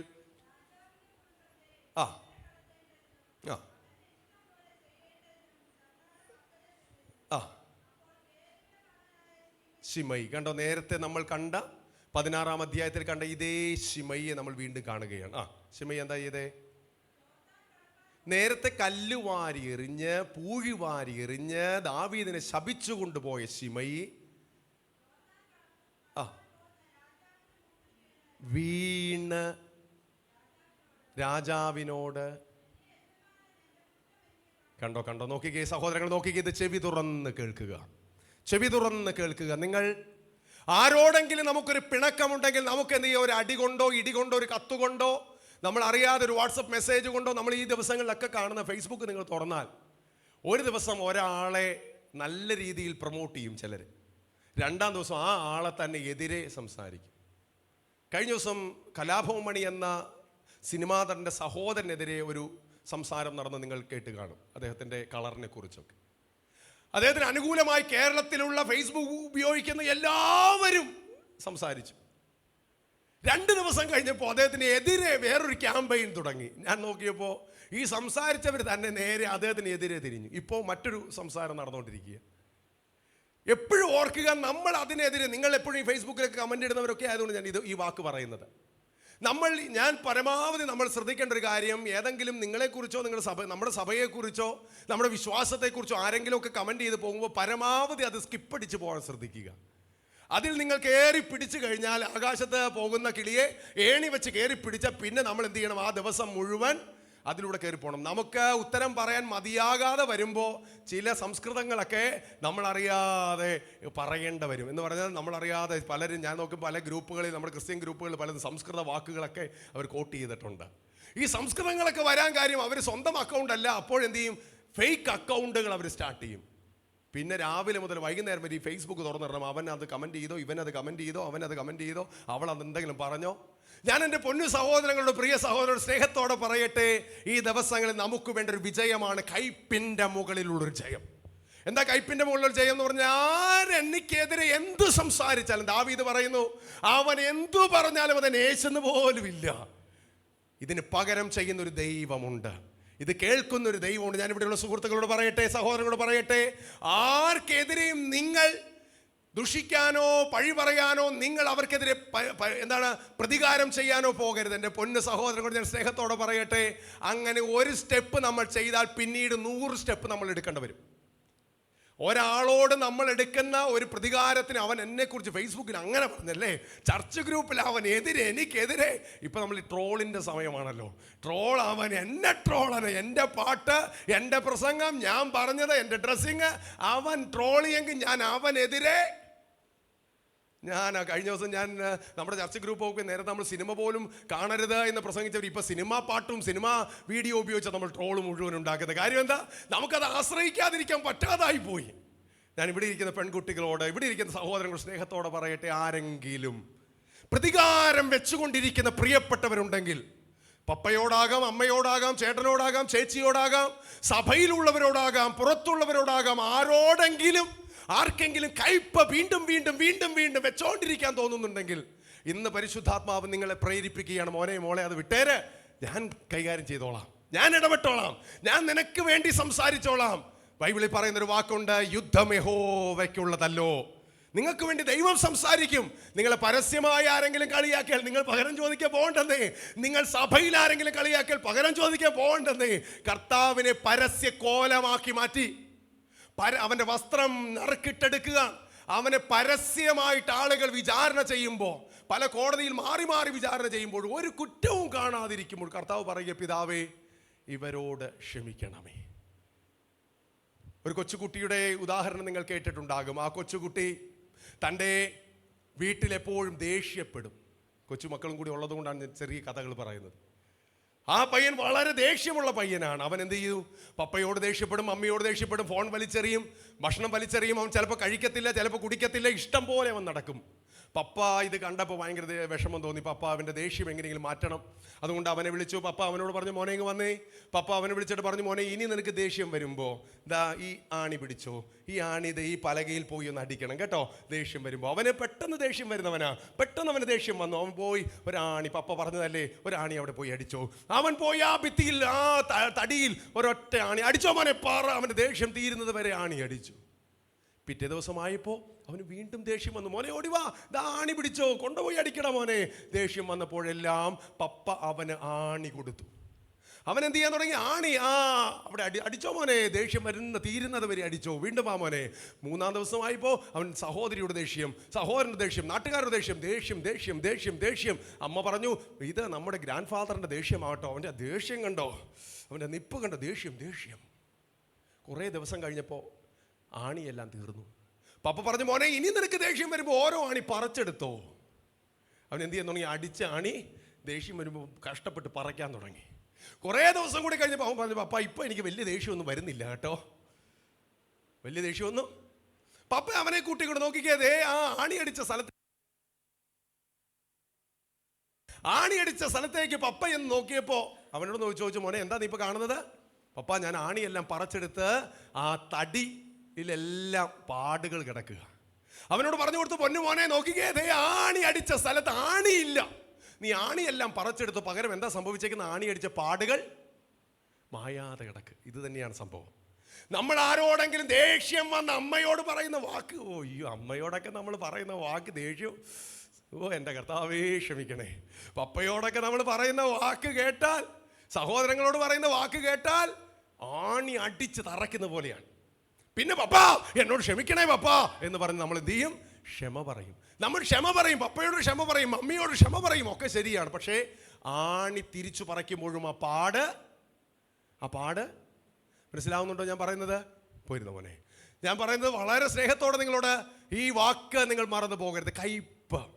നമുക്ക് ഈ ഒരു ചെറിയ പ്രായത്തിൽ 16 വയസ്സ്, 17 വയസ്സ്, 20 വയസ്സിലൊക്കെ ഈ കയ്പിനെ, ദേഷ്യത്തെ നമുക്ക് മാനേജ് ചെയ്യാൻ പഠിച്ചാൽ കുടുംബജീവിതത്തിലേക്ക് വരുമ്പോൾ ഒത്തിരി സാഹചര്യങ്ങൾ, ദേഷ്യമുണ്ടാകാനുള്ള സാഹചര്യങ്ങൾ വരാൻ സാധ്യതയുണ്ട്. അപ്പോൾ നമുക്ക് എന്ത് ചെയ്യാൻ പറ്റും? അതിനെ ഹാൻഡിൽ ചെയ്യാൻ. അപ്പോൾ നമ്മൾ പ്രാർത്ഥിക്കണം, കർത്താവെ ക്രൂശിൽ കർത്താവ് ജയം കൊണ്ടാടിയതുപോലെ എനിക്കും ക്ഷമ, ആ ഒരു ശീലം എനിക്ക് തരണേ. കയ്പിൻ്റെ മുകളിൽ ഒരു ജയം എനിക്ക് തരണേ കർത്താവ്. ചെറിയ കാര്യം എൻ്റെ ചർച്ചിൽ നടക്കുമ്പോൾ, ചെറിയ കാര്യം എൻ്റെ കൂട്ടുകാർക്കിടയിൽ നടക്കുമ്പോൾ അതിനൊന്ന് ഹാൻഡിൽ ചെയ്യാൻ എന്നെ ഒന്ന് പഠിപ്പിക്കണേ. നമുക്ക് അടുത്ത ഭാഗത്തേക്ക് വരാം. അടുത്ത വാക്യം പെട്ടെന്നെടുത്തോ. ലൂക്കോസിൻ്റെ സുവിശേഷത്തിൽ നിന്ന് നമ്മൾ വായിച്ച ആദ്യത്തെ വിജയം ഇതാണ്. ക്രൂശിൽ കർത്താവ് നമുക്ക് ഒരു ജയം തരുന്നു. Victory on bitterness. രണ്ടാമത്തെ വാക്യം ലൂക്കോസിൻ്റെ സുവിശേഷം 23:43. ഒന്ന് വായിച്ചു നോക്കിക്കേ. ലൂക്കോസ് 23:43. ലൂക്കോസ് 23:43 വായിച്ചേ.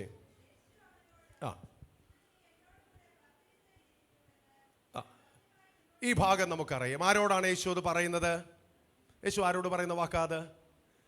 ക്രൂശിൽ കിടന്ന കള്ളനോട്. ക്രൂശിൽ യേശുവിൻ്റെ കൂടെ എത്ര കള്ളന്മാർ കിടന്നു? 2 കള്ളന്മാർ. ഇടത്തും വലത്തുമായി ക്രൂശിച്ചു എന്ന് നമുക്ക് മനസ്സിലാക്കാം. ഇടത്തും വലത്തുമായി ക്രൂശിച്ച ഒരുവൻ കർത്താവിനെ ദുഷിച്ചുകൊണ്ടേയിരുന്നു. ക്രൂശിൽ കിടന്നപ്പോഴും ദുഷിച്ചു. മറ്റൊരുവൻ പറയുകയാണ്, കർത്താവെ നീ രാജ്യത്വം പ്രാപിച്ചു വരുമ്പോൾ എന്നെ ഒന്ന് ഓർക്കണമേ. നമ്മൾ ഗൾഫിലൊക്കെ പോകുന്നവരുടെ അങ്കിൾമാരോട് പറയും, കൂട്ടുകാരോടാ പോയി കഴിയുമ്പോൾ എന്നെ ഒന്ന് ഓർത്തോണേടാ, മൊബൈൽ ഐഫോണിൻ്റെ കാര്യമൊക്കെ ഒന്ന് ഓർത്തോണേ, ടാബൊക്കെ എടുക്കുമ്പോൾ ഓർത്തോണേടാ, മെസ്സേജൊക്കെ അയക്കുമ്പോൾ എടാ ഓർക്കണേ, നീ പറഞ്ഞ കാര്യമൊക്കെ അളിയാ എല്ലാം ഓക്കെ. പക്ഷേ ക്രൂശിൽ കർത്താവ് ഒരു വാക്ക് പറയുകയാണ്, നീ എന്നെ ഓർക്കണേ എന്ന് പറയുമ്പോൾ കർത്താവ് ഒരു വാക്ക് പറയണേ, ഇന്ന് നീ എന്നോട് കൂടെ പറുദീസയിലിരിക്കും. രണ്ടാമത്തെ വിജയം വിക്ടറി ഓൺ അൺമെറിറ്റഡ് പൊസിഷൻസ് എന്നാണ്. അർഹതയില്ലാത്തിടത്ത് കർത്താവ് നമുക്ക് ജയം തരും. അർഹതയില്ലാത്ത സ്ഥാനങ്ങളിൽ ദൈവം നമ്മളെ ഇരുത്തും. സങ്കീർത്തനങ്ങൾ 103 നമ്മൾ വായിക്കുന്നുണ്ട്, എൻ മനമേ യഹോവയെ വാഴ്ത്തുക, എൻ്റെ സർവാന്തരംഗവും എൻ്റെ വിശുദ്ധ നാമത്തെ വാഴ്ത്തുക. എൻ മനമേ യഹോവയെ വാഴ്ത്തുക, അവൻ്റെ ഉപകാരങ്ങൾ. ഞാൻ ഇന്ന് നിങ്ങളുടെ മുമ്പിൽ നിൽക്കുമ്പോൾ, ഞാനിപ്പോൾ ഈ ഷർട്ട് ഇട്ട് നിൽക്കുമ്പോൾ, ഞാൻ കുറേ വർഷം മുമ്പ്, ഇന്ന് നമ്മൾ അലമാരി തുറന്ന് നോക്കുമ്പോൾ ഇതിൽ ഏത് ഷർട്ട് ഇടും എന്ന് നമ്മൾ ചിന്തിക്കും, ഇതിൽ ഏതാടാ ഇന്ന് ഇടേണ്ടത്. എന്നാൽ കുറേ വർഷം മുമ്പിലേക്ക് നിങ്ങൾ നോക്കിയാൽ, ഞാൻ നോക്കിയാൽ, ഇന്ന് എന്തിടും എന്ന് ചിന്തിച്ചൊരു സമയമുണ്ട്. ഇന്ന് എന്തിടും, ഇന്ന് നമ്മൾ ഇതിൽ ഏതിടും എന്നാ ചിന്തിക്കുന്നത്. പക്ഷെ പണ്ടോ ഇന്ന് എന്തിടും, എന്ത് കഴിക്കും. അപ്പം ഞാൻ ഒരു ദിവസം ഒരു ഷർട്ട്, ഒരു മീറ്റിങ്ങിനല്ല, ഒരു ഫംഗ്ഷന് പോകാൻ വേണ്ടി ഒരു കൂട്ടുകാരൻ, ഞാൻ വീട്ടിൽ നോക്കിയപ്പോൾ ഷർട്ടില്ല. കൂട്ടുകാരൻ്റെ വീട്ടിൽ ചെന്നിടാ ഒരു ഷർട്ട് എടുത്തേ. ഞാൻ പെട്ടെന്ന്, അവൻ എനിക്കൊരു ഷർട്ട് തന്നു. ഞാൻ ആ ഷർട്ട് ഇട്ടു, ബട്ടൺസ് ഇട്ടു. ഞാൻ നോക്കി ഒരു ബട്ടൺസ് റോക്കറ്റ് പറക്കുന്ന എന്നും പറഞ്ഞ് മറന്നുപോയി. കാര്യം എന്താ, അവൻ്റെ ഷർട്ട് എനിക്ക് പാകമാവുന്നില്ല. അപ്പോൾ ഒരെണ്ണം ഇട്ട് ഞാൻ അത് അഡ്ജസ്റ്റ് ചെയ്തു, രണ്ടാമത്തെ എന്ന് പറഞ്ഞ് തെറിച്ച് പോയി. നമ്മളെപ്പോഴും ഓർക്കുക, ഓരോ സമയത്തും ദൈവം നൽകുന്ന ഒത്തിരി നന്മകളുണ്ട് നമുക്ക്. നമ്മളൊന്ന് പാട്ടുപാടി കൈയടിക്കുമ്പോൾ, വാ തുറന്നൊന്ന് പാടുമ്പോൾ, കൈ ഉയർത്തുമ്പോൾ, നൃത്തം ചെയ്യുമ്പോൾ, ദൈവസന്നിധിയിൽ പ്രസംഗിക്കുമ്പോഴൊക്കെ ഓർക്കുക. ഞാനെപ്പോഴും ക്ലാസ് എടുക്കുമ്പോൾ ഓർക്കും, കർത്താവ് ഒരു യോഗ്യതയുമില്ലാത്ത സ്ഥാനത്താണല്ലോ കർത്താവേ ഞാൻ ഈ വചനം സംസാരിക്കുന്നത്. പാട്ടുപാടുന്ന സമയത്ത് ഓർക്കും, കർത്താവേ ഒരു യോഗ്യതയുമില്ലല്ലോ അങ്ങയുടെ നാമം എടുക്കാൻ.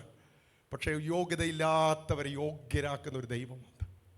നമുക്ക് സത്യം പറഞ്ഞാൽ ദൈവസന്നിധിയിൽ ദൈവവചനം എടുക്കാനോ ദൈവസന്നിധിയിൽ അപ്പാ എന്ന് വിളിക്കാൻ ഒരു യോഗ്യതയും നമുക്ക് പലപ്പോഴും ഇല്ല. നമ്മുടെ വാക്കുകൾ ദൈവം കണക്ക് കൂട്ടിയാൽ, നമ്മുടെ ചിന്തകൾ ദൈവം കണക്ക് കൂട്ടിയാൽ, നമ്മുടെ പ്രവൃത്തികൾ ദൈവം കണക്ക് കൂട്ടിയാൽ, ഒരിക്കലും ദൈവസന്നിധിയിൽ അപ്പാ എന്ന് വിളിക്കാൻ ഒരു യോഗ്യതയും നമുക്കില്ല. പക്ഷെ ക്രൂശിൽ ഒരു കള്ളൻ കടന്ന് കർത്താവിനോട് നോക്കി പറയുക, കർത്താവേ എനിക്ക് ആ പറുദീസയിൽ എന്നെ ഒന്ന് ഓർക്കണേ കർത്താവേ. കർത്താവ് അവന് അർഹതയില്ലാത്ത സ്ഥാനം കൊടുത്തു. ഞാനിവിടെ ചെറുപ്പക്കാരോട് പറയട്ടെ, ഇന്ന് നമ്മളായിരിക്കുന്ന ഓരോ ദിവസവും നിങ്ങൾ പത്രം എടുത്ത് നോക്ക്, ഓരോ ദിവസവും നോക്ക്. കഴിഞ്ഞ ദിവസം ഞാൻ വളരെ സങ്കടം എനിക്ക് തോന്നി. ഒരു പെൺകുട്ടി തൻ്റെ കുടുംബത്തിൻ്റെ കൂടെ സിനിമ കാണാൻ പോയതാണ്, സന്തോഷിക്കാൻ പോയതാണ്. പക്ഷെ 13-14 വയസ്സുള്ള പെൺകുട്ടി ആ സ്ഥലത്ത് തിയേറ്ററിൽ കുഴഞ്ഞു വീണു മരിച്ചു. 16 വയസ്സ്. ഇന്ന് ഞാൻ രാവിലെ നോക്കിയപ്പോൾ 16 വയസ്സുള്ള ചെറുപ്പക്കാരൻ്റെ മരണവാർത്ത എനിക്ക് സങ്കടം തോന്നി. കാര്യം അതുപോലെ ആളുകൾ പെട്ടഞ്ഞ് കൈയൊന്നും ഞൊടിച്ചേ, നിങ്ങളൊന്നും ഞൊടിച്ചേ, സൗണ്ട് ഒന്ന് കേൾക്കട്ടെ, ഒന്നും ഞൊടിച്ചേ. ഇങ്ങനെ കൈ ഒന്ന് ഞൊടിക്കുമ്പോൾ 4 പേര് മരിച്ചു എന്നാണ് കണക്ക്. ഒന്ന് ഞൊടിക്കുമ്പോഴേക്കും ഒരു നൊടി നേരം കൊണ്ട് 4 പേര് ഈ ലോകത്ത് പലയിടങ്ങളിൽ മരിക്കുന്നുണ്ട്. നമ്മളിന്ന് ആയുസ്സോടെ ആരോഗ്യത്തോടെ ഇരിക്കുമ്പോൾ ഒരു കാര്യം ഓർക്കുക, അർഹതയില്ലാത്തതാണ് ഈ ജീവിതം. ദൈവം ഇന്ന് രാവിലെ എനിക്ക് ആരോഗ്യം തന്നെങ്കിൽ, ഞാൻ കഴിഞ്ഞ ദിവസം ഒരു ദൈവദാസന്റെ കുറിപ്പ് ഇന്നലെ ഫേസ്ബുക്കിൽ വായിച്ചു. ശക്തനായൊരു പ്രഭാഷകന്റെ അദ്ദേഹം എഴുതി വെച്ചേക്കുന്നു, നമ്മുടെ ശരീരം വലിയ സമ്പത്താണ്. കാരണം ഒരാഴ്ച അദ്ദേഹത്തിന് കിടന്ന കിടപ്പിൽ നിന്ന് എഴുന്നേക്കാൻ പോലും പറ്റിയില്ല. കഠിനമായ പനി ബാധിച്ചിട്ട് പ്രാർത്ഥിക്കാൻ പോലും കഴിയാതെ, നല്ല ഭക്ഷണം പോലും കഴിക്കാൻ കഴിയാതെ കിടക്കുകയായിരുന്നു. അദ്ദേഹം കഴിഞ്ഞ ദിവസം കുറിച്ച കുറിപ്പ് ഞാൻ വായിച്ചപ്പോൾ അദ്ദേഹം എഴുതിയേക്കുക, സഹോദരങ്ങളെ, നമുക്കുള്ള ഏറ്റവും വലിയ നന്മയാണ് നമ്മുടെ ശരീരവും ആരോഗ്യവും. ഞാനിവിടെയുള്ള പ്രിയപ്പെട്ടവർ പറയട്ടെ, നമുക്ക് സത്യത്തിൽ അഹങ്കരിക്കാൻ ഒന്നുമില്ല. യാക്കോബിന്റെ ലേഖനത്തിൽ ഒരു വാക്യം പറയുന്നുണ്ട്, ഇന്ന ദിവസം ഞാൻ ഇന്ന പട്ടണത്തിൽ പോയി വ്യാപാരം കഴിച്ച് തിരിച്ചു വരുമെന്ന് പറയുന്നവരെ നിങ്ങൾ ഇത് ഓർത്തുകൊള്ളുവിൻ. നാളത്തെ ദിവസം നമുക്കുള്ളത് അല്ലല്ലോ. നാളെ ഞാൻ ഇന്നത് ചെയ്യുമെന്ന് നമ്മൾ പലപ്പോഴും മനസ്സുകൊണ്ട് പറയുന്നുണ്ട്. പക്ഷേ സത്യത്തിൽ നാളത്തെ ദിവസം നമുക്കുള്ളത് അല്ല. ഇന്ന് നിങ്ങളിവിടെ ഇരിക്കുമ്പോൾ ഒരു കാര്യം ഞാൻ സ്നേഹത്തോടെ പറയട്ടെ, ദൈവം നമുക്ക് തരുന്ന ഏറ്റവും വലിയ സമ്മാനം എന്തെന്നറിയാമോ? ദൈവം തരുന്ന ഏറ്റവും വലിയ സമ്മാനം ഓപ്പർച്യൂണിറ്റിയാണ്. എന്താണ്?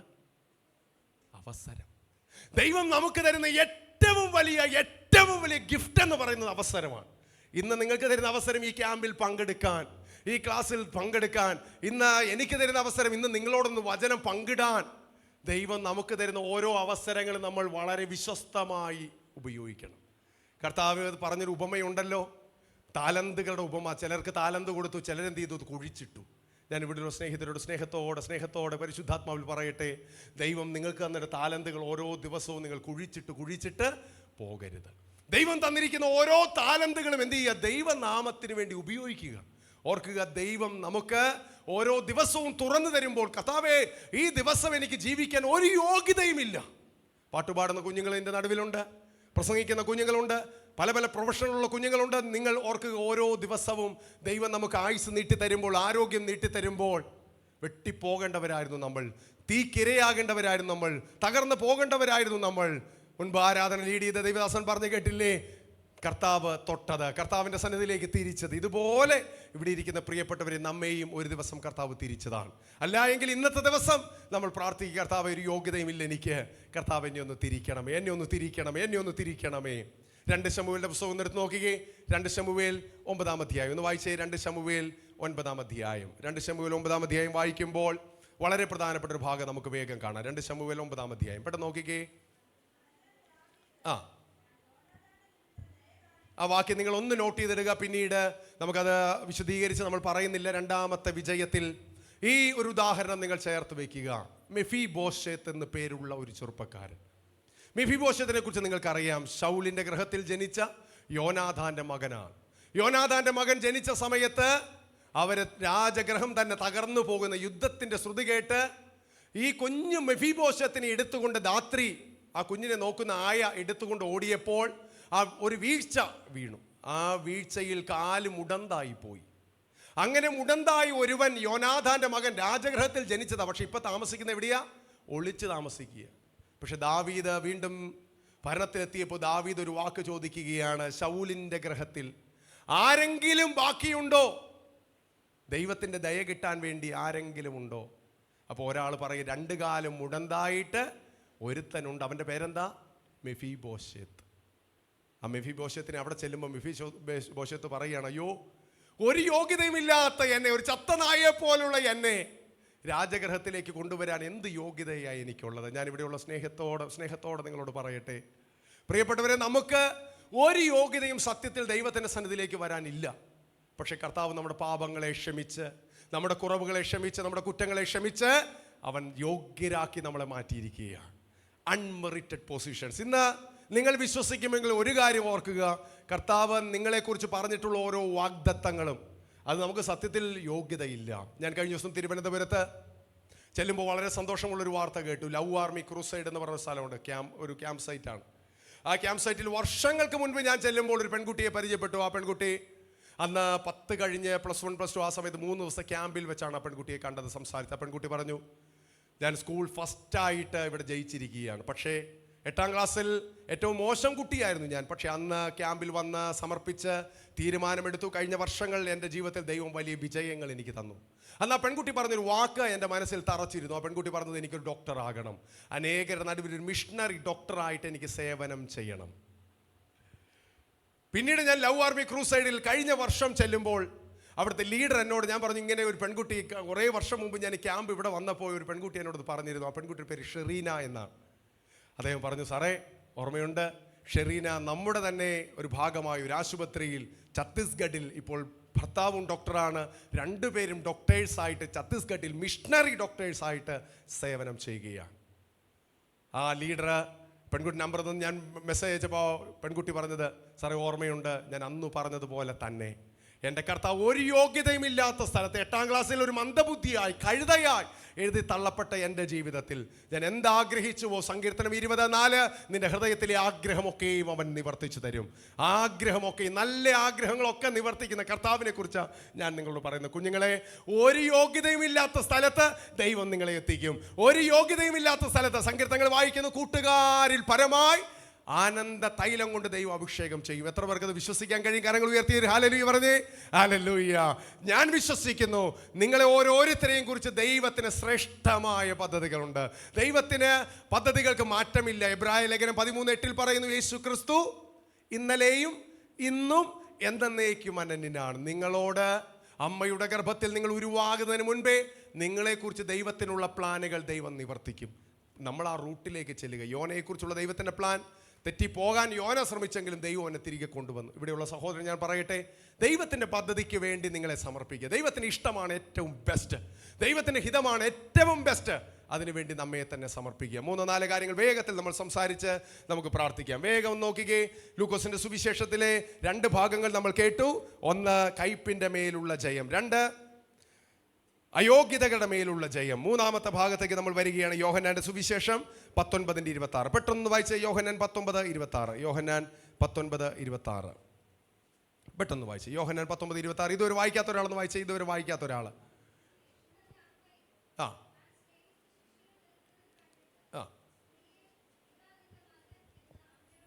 യെസ്, ഈ ഭാഗം നമുക്ക് സുപരിചിതമാണ്. കർത്താവ് ക്രൂശിൽ കിടന്ന് പറഞ്ഞ 3-ാമത്തെ ഒരു മൊഴിയാണിത്. കൊലോസ്യ ലേഖനം 2:15 നമ്മൾ വായിച്ചതുപോലെ ക്രൂശിൽ അവൻ നമുക്ക് ജയം തരികയാണ്. 1-ാമത്തെ ജയം എന്താണ്? കയ്പിൻ്റെ മേലുള്ള ജയമാണ്. നമ്മൾ കർത്താവിനോട് പ്രാർത്ഥിക്കുമെങ്കിൽ നമുക്ക് കയ്പ് വരുന്ന സാഹചര്യങ്ങൾ അതിനെ ഓവർകം ചെയ്യാൻ ഒരു ജയം നമുക്ക് ദൈവം തരും. അയോഗ്യനാണ് ഞാൻ, യോഗ്യതയില്ല കർത്താവേ എന്ന് നമുക്കൊരു ചിന്ത തോന്നുന്നുണ്ടെങ്കിൽ യോഗ്യനാക്കുന്ന ദൈവത്തിൻ്റെ പ്രവൃത്തി നമ്മുടെ ജീവിതത്തിൽ ദൈവം ചെയ്യും. 3-ാമത് നമ്മൾ വായിക്കുന്ന കാര്യം വിക്ടറി ഓൺ ഫാമിലി റിലേഷൻഷിപ്പാണ്. നമ്മുടെ കുടുംബത്തിൽ സഹോദരങ്ങൾ തമ്മിലുള്ള ബന്ധം, മാതാപിതാക്കൾ തമ്മിലുള്ള ബന്ധം, നമ്മുടെ പ്രിയപ്പെട്ടവരുമായുള്ള നമ്മുടെ ബന്ധങ്ങളുടെ മുകളിൽ ഒരു ജയം.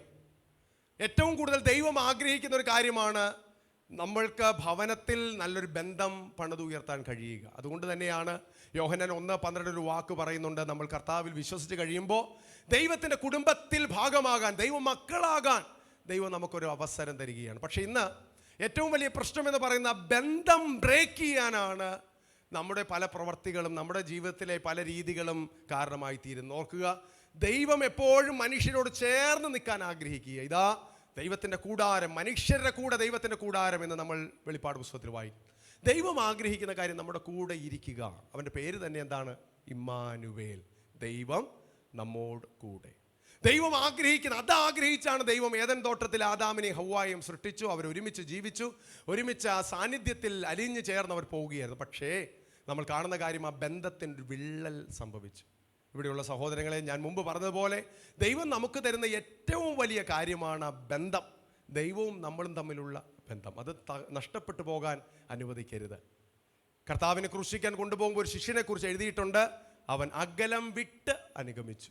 നമ്മളും ആ അകലം, കർത്താവുമായി ഒരു അകലം കീപ്പ് ചെയ്ത്, ഞായറാഴ്ച ഞാൻ പള്ളിയിൽ പൊക്കോളാം, യൂത്ത് മീറ്റിംഗ് ഉണ്ടെങ്കിൽ യൂത്ത് മീറ്റിങ്ങിന് പോകാം, എന്തെങ്കിലും കുടുംബ പ്രാർത്ഥന ഉണ്ടെങ്കിൽ കുടുംബ പ്രാർത്ഥന അറ്റൻഡ് ചെയ്യാം എന്ന് പറഞ്ഞൊരു അകലം വിട്ടുള്ള ബന്ധത്തിനേക്കാൾ ഉപരി കർത്താവേ എന്ന് വിളിക്കുന്ന, അപ്പാ എന്ന് വിളിക്കുന്ന ഒരു ബന്ധം നമ്മളും കർത്താവും തമ്മിൽ നമ്മൾ ഉണ്ടാക്കിയെടുക്കണം.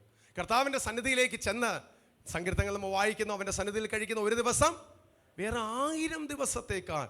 ഇന്ന് ക്രിക്കറ്റ് കളിയില്ല, അതുകൊണ്ട് പള്ളിയിൽ പോയേക്കാം. ഇന്ന് ഫുട്ബോൾ മാച്ച് ഇല്ല, എന്നാൽ പള്ളിയിൽ പോയേക്കാം. ഇന്ന് വേറെ കൂട്ടുകാരുമായി ഒരു പരിപാടിയില്ല, അതുകൊണ്ട് പള്ളിയിൽ പോയേക്കാം എന്ന് ചിന്തിക്കാതെ കർത്താവുമായി മാറ്റമില്ലാത്തൊരു ബന്ധം, മാറ്റാൻ കഴിയാത്തൊരു ബന്ധം നമ്മുടെ ഉള്ളിൽ വളർത്തിയെടുക്കാൻ നമുക്ക് പറ്റട്ടെ. ഏതൊരു വ്യക്തിയെ സംബന്ധിച്ചും വലിയ കാര്യമാണ് കർത്താവുമായുള്ള ബന്ധം.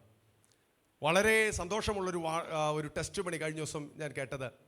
ആ പെൺകുട്ടി ബാംഗ്ലൂരിൽ പഠിക്കാനായി കടന്നുപോയ സമയത്ത് നഴ്സിംഗ് പഠനത്തിന് ചെന്നു. വെള്ളിയാഴ്ച ക്ലാസ് കഴിയുന്നു, ശനി ഞായർ ദിവസങ്ങളിൽ ഒഴിവ് കിട്ടുന്നു.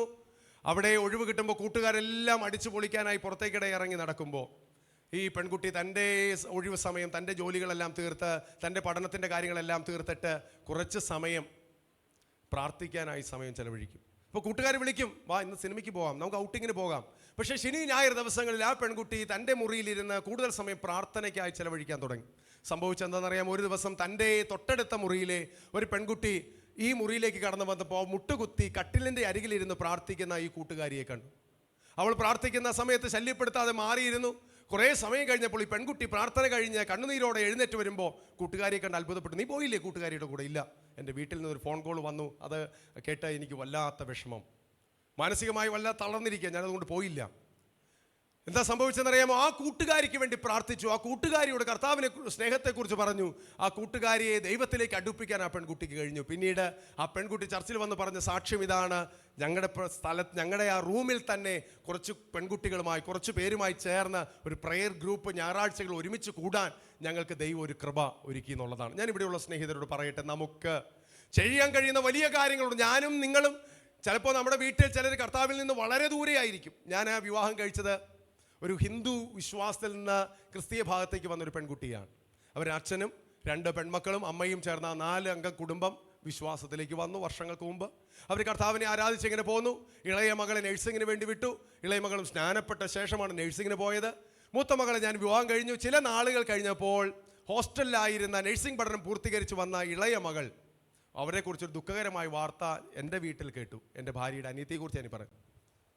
വീട്ടിൽ കേട്ട വാർത്ത, അവരുടെ മുറച്ചെറുക്കനുമായി അവർ പണ്ടേ വീട്ടുകാർ പറഞ്ഞുറപ്പിച്ചിരുന്ന ഇഷ്ടമായിരുന്നു. അവർ ഹോസ്റ്റലിൽ പോയ സമയത്ത് ആരാധനയില്ല, പ്രാർത്ഥനയില്ല, ദൈവവുമായി ബന്ധമില്ല. എന്താ സംഭവിച്ചത്? റീകണക്റ്റായി അവർ വീണ്ടും അത് വിവാഹം ഉറപ്പിച്ച് ഞങ്ങളറിയാതെ ഒരു അമ്പലത്തിൽ പോയി താലി കെട്ടി വിവാഹിതരായി. ഞങ്ങൾ ആരും അറിയുന്നില്ല.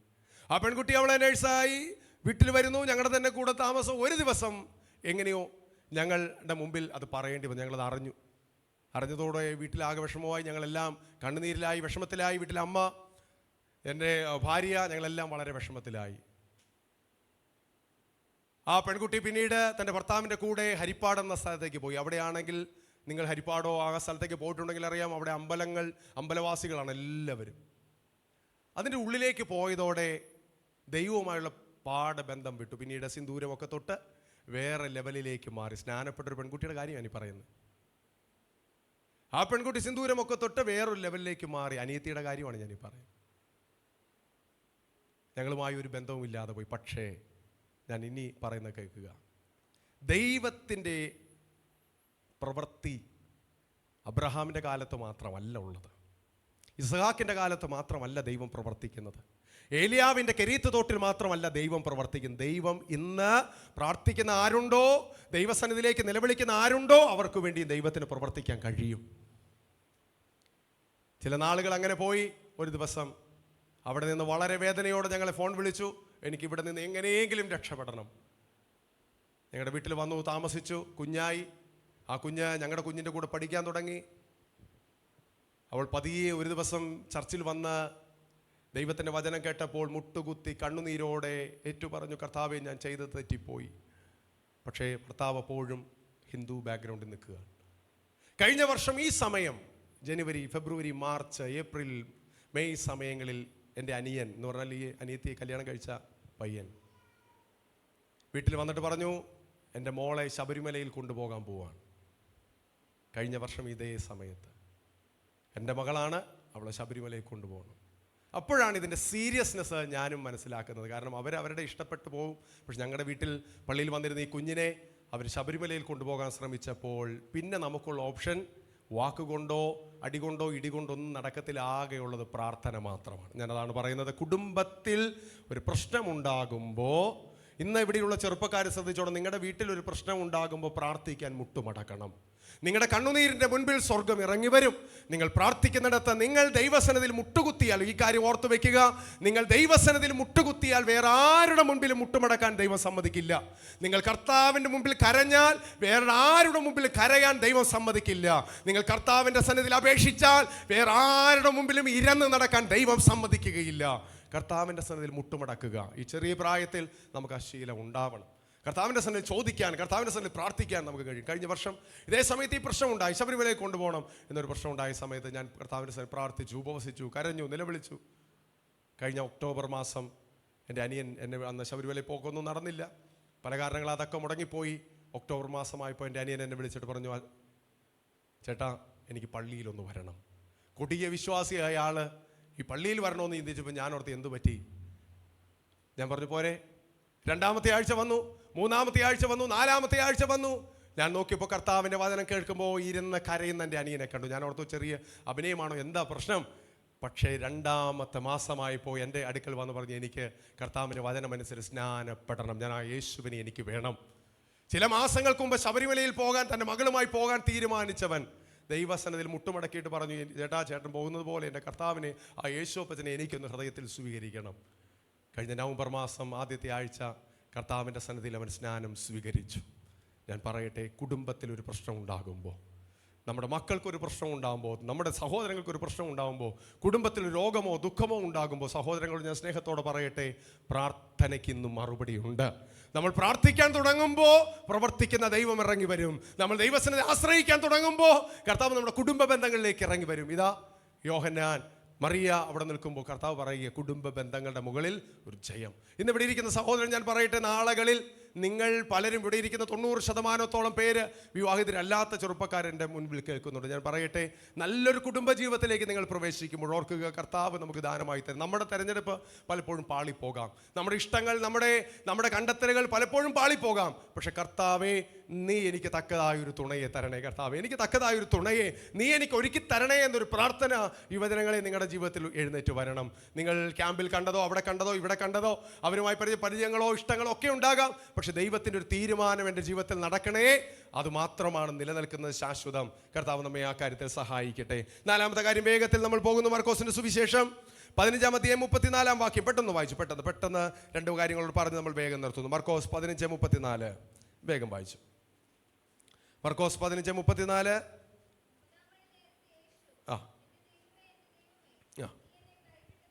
ഈ ഭാഗം നമുക്കറിയാം. ഈ കാലത്ത് ഏറ്റവും കൂടുതലുള്ള രോഗം ഏതെന്നറിയാമോ? ലോകത്തിൽ ഏറ്റവും കൂടുതൽ 2 രോഗങ്ങളാണുള്ളത്. ഒന്ന് ഡിപ്രഷൻ, അല്ലേ? അത് മോളതാണോ പറഞ്ഞത്? Very good. ഡിപ്രഷൻ. ഇന്ന് ലോകത്തിലുള്ള ഏറ്റവും കൂടുതലുള്ള 2 രോഗങ്ങൾ ഹൃദ്രോഗവും ഡിപ്രഷനുമാണ്. ഹൃദ്രോഗവും ഡിപ്രഷനും. നിങ്ങൾ കഴിഞ്ഞ ദിവസം കണ്ട ഒരു ഫാമിലി, അപ്പനും അമ്മയും മകനും കൂടെ കമ്പം തേനി ഏരിയയിൽ പോയി ഒരു കാറിൻ്റെ ഉള്ളിൽ കീടനാശിനി കഴിച്ച് ആത്മഹത്യ ചെയ്ത വിവരം നിങ്ങൾ വാർത്തയിലൂടെ കേട്ട് കാണും. ഇതുപോലെ നിരവധി ആളുകളാണ് ആത്മഹത്യാ ശ്രമത്തിന് വേണ്ടി ഓരോ ദിവസവും തുനിയുന്നത്. നിരവധി ആളുകളാണ് ആരെ ആശ്രയിക്കണം, എവിടെ പോകണം, ഏത് വഴി പോകണമെന്ന് അറിയാതെ നടക്കുന്നത്. ഇവിടെ ഇരിക്കുന്ന ചെറുപ്പക്കാരുടെ സ്നേഹത്തോടെ ഞാൻ പറയട്ടെ, ദൈവം നമുക്ക് തരുന്ന അടുത്ത ജയം ഏകാന്തതയുടെ മേലുള്ള ജയമാണ്. Victory on loneliness. ഏകാന്തത നമ്മുടെ ജീവിതത്തിൽ, എല്ലാവരുടെ ജീവിതത്തിൽ, സത്യത്തിൽ ഞാൻ പറയട്ടെ, നമ്മളെല്ലാം ഒറ്റയ്ക്കാണ്. ധനവാനായ യോബ് ഒരു ദിവസം തിരിച്ചറിഞ്ഞു. ഭാര്യ വന്നിട്ട് പറയുക, യോബേ ഇതൊക്കെ തള്ളിക്കളഞ്ഞിട്ട് മരിക്കടാ. യോബിന് മനസ്സിലായി ഞാൻ ഒറ്റയ്ക്കാ. പക്ഷെ എപ്പോഴും ഓർക്കുക, ഈ ലോകത്ത് ഇന്നിവിടെ ഇരിക്കുന്ന കൂട്ടുകാരുടെ കൂടെയാണ് നമ്മൾ ഇരിക്കുന്നത്. നമുക്ക് വീട്ടുകാരുണ്ട്, തിരികെ ചെല്ലാൻ നല്ല വീടുണ്ട്, നമുക്ക് പപ്പയും മമ്മിയും ഒരുക്കി തന്ന സൗകര്യങ്ങളുണ്ട്. പക്ഷെ എല്ലാത്തിൻ്റെ നടുവിലും നമ്മൾ സത്യത്തിൽ ഓർക്കുക, വെറും കൈയായിട്ട് ഈ ഭൂമിയിൽ വന്നവരാണ് നമ്മൾ. നമുക്ക് സത്യത്തിൽ ദൈവം 118-ാം സങ്കീർത്തനം 8-ാം വാക്യത്തിൽ പറയുന്നു, മനുഷ്യനിൽ ആശ്രയിക്കുന്നതിനേക്കാൾ യഹോവയിൽ ആശ്രയിക്കുന്നത് നല്ലത്. പപ്പ, അമ്മ, ചേട്ടൻ, ചേച്ചി ഒക്കെ നല്ലതാണ്. പക്ഷെ അവരെക്കാളെല്ലാം നമുക്ക് ആശ്രയിക്കാൻ കൊള്ളാവുന്ന ഒരാളുണ്ട്. ആരാണ്? കർത്താവ്. കർത്താവിനെ ആശ്രയിക്കുക. ഏകാന്തത നമ്മുടെ എല്ലാം ജീവിതത്തിൽ ചിലപ്പോൾ വരാം. പപ്പ, മമ്മി അവരൊന്നും നമ്മുടെ വാക്കുകൾ കേൾക്കാനോ മനസ്സിലാക്കാനോ കഴിയാത്ത സമയം നമ്മുടെ ജീവിതത്തിൽ വരാം. ചിലപ്പോൾ നമ്മൾ പറയുന്നത് നമ്മുടെ കൂട്ടുകാർക്ക് പോലും മനസ്സിലാക്കാൻ പറ്റാത്ത സമയങ്ങൾ വരാം. ഏകാന്തത അനുഭവിക്കുന്നത്. ഞാൻ കഴിഞ്ഞ ദിവസം അടിമാലിയിൽ ഒരു ക്ലാസ് എടുക്കാൻ ചെന്ന് ക്ലാസ് കഴിഞ്ഞപ്പോൾ ഒരു പെൺകുട്ടി കണ്ണുനീരോടെ എൻ്റെ അടുക്ക വന്ന് പറഞ്ഞത്, സാറേ ഈ ക്ലാസ് കഴിഞ്ഞ് ഞാൻ വന്നത്, ഈ ക്ലാസ് കഴിഞ്ഞ് എങ്ങനെയെങ്കിലും വീട്ടുകാരെ നിർബന്ധത്തിന് വന്നതാണ്, പക്ഷേ തിരികെ പോയിട്ട് ഞാൻ എന്ത് ചെയ്യുമെന്ന് എനിക്കറിയില്ല, നിർബന്ധത്തിന് വന്നതാ. കാരണം ആത്മഹത്യയുടെ വാക്കിൽ നിൽക്കുന്ന ഒരു പെൺകുട്ടിയെ ഞാൻ അവിടെ കണ്ടത്. പക്ഷേ ആ ക്ലാസിൻ്റെ നടുവിൽ ദൈവവചനം ശ്രദ്ധിച്ചപ്പോൾ ആ പെൺകുട്ടി ഒരു തീരുമാനമെടുത്തു, കൂട്ടുകാരിൽ പരമായി എന്നെ സ്നേഹിക്കുന്ന, കൂട്ടുകാരെക്കാൾ എന്നെ സ്നേഹിക്കുന്ന ഒരു കർത്താവുണ്ട്. ഞാനിന്ന് സ്നേഹത്തോടെ നിങ്ങളോട് പറയട്ടെ, കർത്താവിന് നമ്മോട് സ്നേഹമുണ്ട്. ദൈവത്തിൻ്റെ പദ്ധതിക്ക് അതിന് മാറ്റം വരുത്താൻ വേറെ ആർക്കും കഴിയത്തില്ല. ചില വാതിലുകളൊക്കെ അടഞ്ഞേക്കാം. ചിലപ്പോൾ നിങ്ങൾ ഒരു ഇൻ്റർവ്യൂവിന് പോയി അത് പാസ്സാകാതെ വന്നേക്കാം, ഒരു ടെസ്റ്റ് എഴുതി തോറ്റുപോയേക്കാം, ജീവിതത്തിൽ നിങ്ങൾ മുട്ടിയ വാതിലുകൾ തുറന്നില്ലെന്ന് വന്നേക്കാം. ഒരു വാതിൽ തുറന്നില്ലെങ്കിലും ദൈവത്തിൽ നിങ്ങൾ ആശ്രയിക്കുന്നുണ്ടെങ്കിൽ ബൈബിൾ പറയുന്നു, ദൈവത്തെ മാനിക്കുന്നവനെ ദൈവം മാനിക്കും. കർത്താവിനെ നിങ്ങൾ ആശ്രയിക്കുക, തുടർന്ന് ആശ്രയിക്കുക, നിശ്ചയമായും ഏകാന്തതയിൽ അവൻ ഇറങ്ങി വരും. പത്മോസിൽ യോഹന്നാൻ ഏകനായി കിടക്കുമ്പോൾ അവൻ്റെ നടുവിലാണ് ആ വെളിപ്പാട് ഇറങ്ങി വന്നത്. അവനാണ് ആ കർത്താവിൻ്റെ മനോഹരത്വം കണ്ടത്. ഏകാന്തതയിൽ ശദ്രക്ക്, മേശക്ക്, അബേദ്നെഗോ തീച്ചൂളയിൽ വീണപ്പോഴാണ് ദൈവത്തിൻ്റെ ദൂതൻ ഇറങ്ങി വന്നത്. ഏകാന്തത നമ്മുടെ ജീവിതത്തിൽ എല്ലാം വരാം, ഒറ്റപ്പെട്ടു പോകാം ചില സമയങ്ങളിൽ. പക്ഷേ ഞാൻ സ്നേഹത്തോടെ നിങ്ങളെ ധൈര്യപ്പെടുത്തട്ടെ, കർത്താവ് നമ്മുടെ കൂടെയുണ്ട്. കർത്താവ് പറഞ്ഞൊരു വാക്കിതാണ്, ലോകാവസാനത്തോളം എല്ലാ നാളും ഞാൻ നിങ്ങളുടെ കൂടെ ഉണ്ടാകും, നിങ്ങളുടെ കൂടെ ഉണ്ടാകും. കർത്താവിൻ്റെ സാന്നിധ്യം നമുക്ക് അനുഭവിക്കാൻ കഴിയും. 2 കാര്യങ്ങളോട് പറഞ്ഞ് വേഗം നമുക്കൊന്ന് പ്രാർത്ഥിക്കാം. വേഗത്തിൽ യോഹന്നാന്റെ സുവിശേഷം 19:28 നമുക്ക് അറിയാവുന്നൊരു ഭാഗമാണ്. എനിക്ക് ദാഹിക്കുന്നു. ഒറ്റ വാക്യത്തിൽ ഞാനത് പറയാം, വിക്ടറി ഓൺ ഡ്രൈനെസ്. നമുക്ക് വരൾച്ച വരുമ്പോൾ, ദാഹം വരുമ്പോൾ, ക്ഷീണം വരുമ്പോൾ, ഭൗതികമായി മാത്രമല്ല ആത്മീയമായും നമുക്കൊരു ഡ്രൈനെസ് അനുഭവപ്പെടാം. ചിലപ്പോൾ പ്രാർത്ഥിക്കാൻ പറ്റാത്ത സമയം വരാം, ഒന്ന് ആരാധിക്കാൻ പറ്റാത്ത സമയം വരാം, സ്വസ്ഥമായി ദൈവത്തെ വിളിക്കാൻ പറ്റാത്തൊരു സമയം വരാം, ഡ്രൈനെസ് ഫീൽ ചെയ്യാം. പക്ഷെ ആ ഡ്രൈനെസ്സിൻ്റെ നടുവിൽ ഒരു ജയം കർത്താവ് നമുക്ക് തരും. അതിനുവേണ്ടിയാ കർത്താവ് ക്രൂശിൽ ജയം നമുക്ക് വേണ്ടി ഘോഷിച്ചത്. നമുക്ക് 6-7 വാക്യങ്ങളോട് പെട്ടെന്ന് വായിച്ച് നമ്മൾ പ്രാർത്ഥിക്കുന്നു. യോഹന്നാൻ 19:30 നോക്കാം. യോഹന്നാൻ 19:30. യോഹന്നാൻ 19:30 നമുക്ക് അറിയാവുന്നതാണ്. സകലവും നിവർത്തിയായി എന്നതാണ് വാക്ക്. അവിടെ കർത്താവ് നമുക്ക് തരുന്ന വിജയം, വിക്ടറി ഓൺ അൺകംപ്ലീറ്റഡ് ടാസ്ക്. പൂർത്തീകരിക്കാനാകാത്ത കാര്യങ്ങളിൽ കർത്താവ് നമുക്ക് പൂർത്തീകരിക്കാനുള്ള കൃപ നമുക്ക് തരും. പല ചെറുപ്പക്കാരെ നമ്മൾ കണ്ട് സംസാരിക്കുമ്പോൾ പലതും തുടങ്ങി വെക്കും. ഡിസംബർ 31 ആകുമ്പോൾ ഡയറി എടുക്കുന്നു, എഴുതുന്നു, കർത്താവേ ഞാൻ ഇന്നത് ചെയ്യാൻ പോവാ, ഞാൻ ഇന്നത് ചെയ്യാൻ പോവാ. ജനുവരി 1 നമ്മളതെല്ലാം ടാസ്ക് എല്ലാം കംപ്ലീറ്റ് ചെയ്തു. ജനുവരി 2 എല്ലാം പൂർത്തീകരിച്ചു. ജനുവരി 3 ഡയറി പോലും കാണാനില്ല. കാര്യം എന്താ? നമ്മൾ തുടങ്ങുന്നത് പലതും പൂർത്തീകരിക്കാൻ നമുക്ക് കഴിയാതെ വരും. പക്ഷേ ഞാനിന്ന് പ്രാർത്ഥിക്കുകയാണ്, കർത്താവേ നമുക്ക് കർത്താവ് തരുന്ന കഴിവിനനുസരിച്ച്, കൃപയ്ക്കനുസരിച്ച് തുടങ്ങാനും പൂർത്തീകരിക്കാനും. നെഹമ്യാവ് പറഞ്ഞൊരു വാക്കുണ്ട്, കർത്താവേ ഞങ്ങളെ കൊണ്ട് കഴിയത്തില്ല, എൻ്റെ ദൈവത്താൽ ഞാൻ ഈ മതിൽ പണി പൂർത്തീകരിക്കും. നമ്മളെ കൊണ്ട് കഴിയത്തില്ല, പക്ഷേ കർത്താവ് അത് പൂർത്തീകരിക്കും. അവസാനത്തെ വാക്യത്തോടെ വായിക്കുന്നു. ലൂക്കോസ് 23:46. ലൂക്കോസ് 23:46. പെട്ടെന്ന് വായിച്ചേ. ലൂക്കോസ് 23:46. ലൂക്കോസ് 23:46. അവിടെ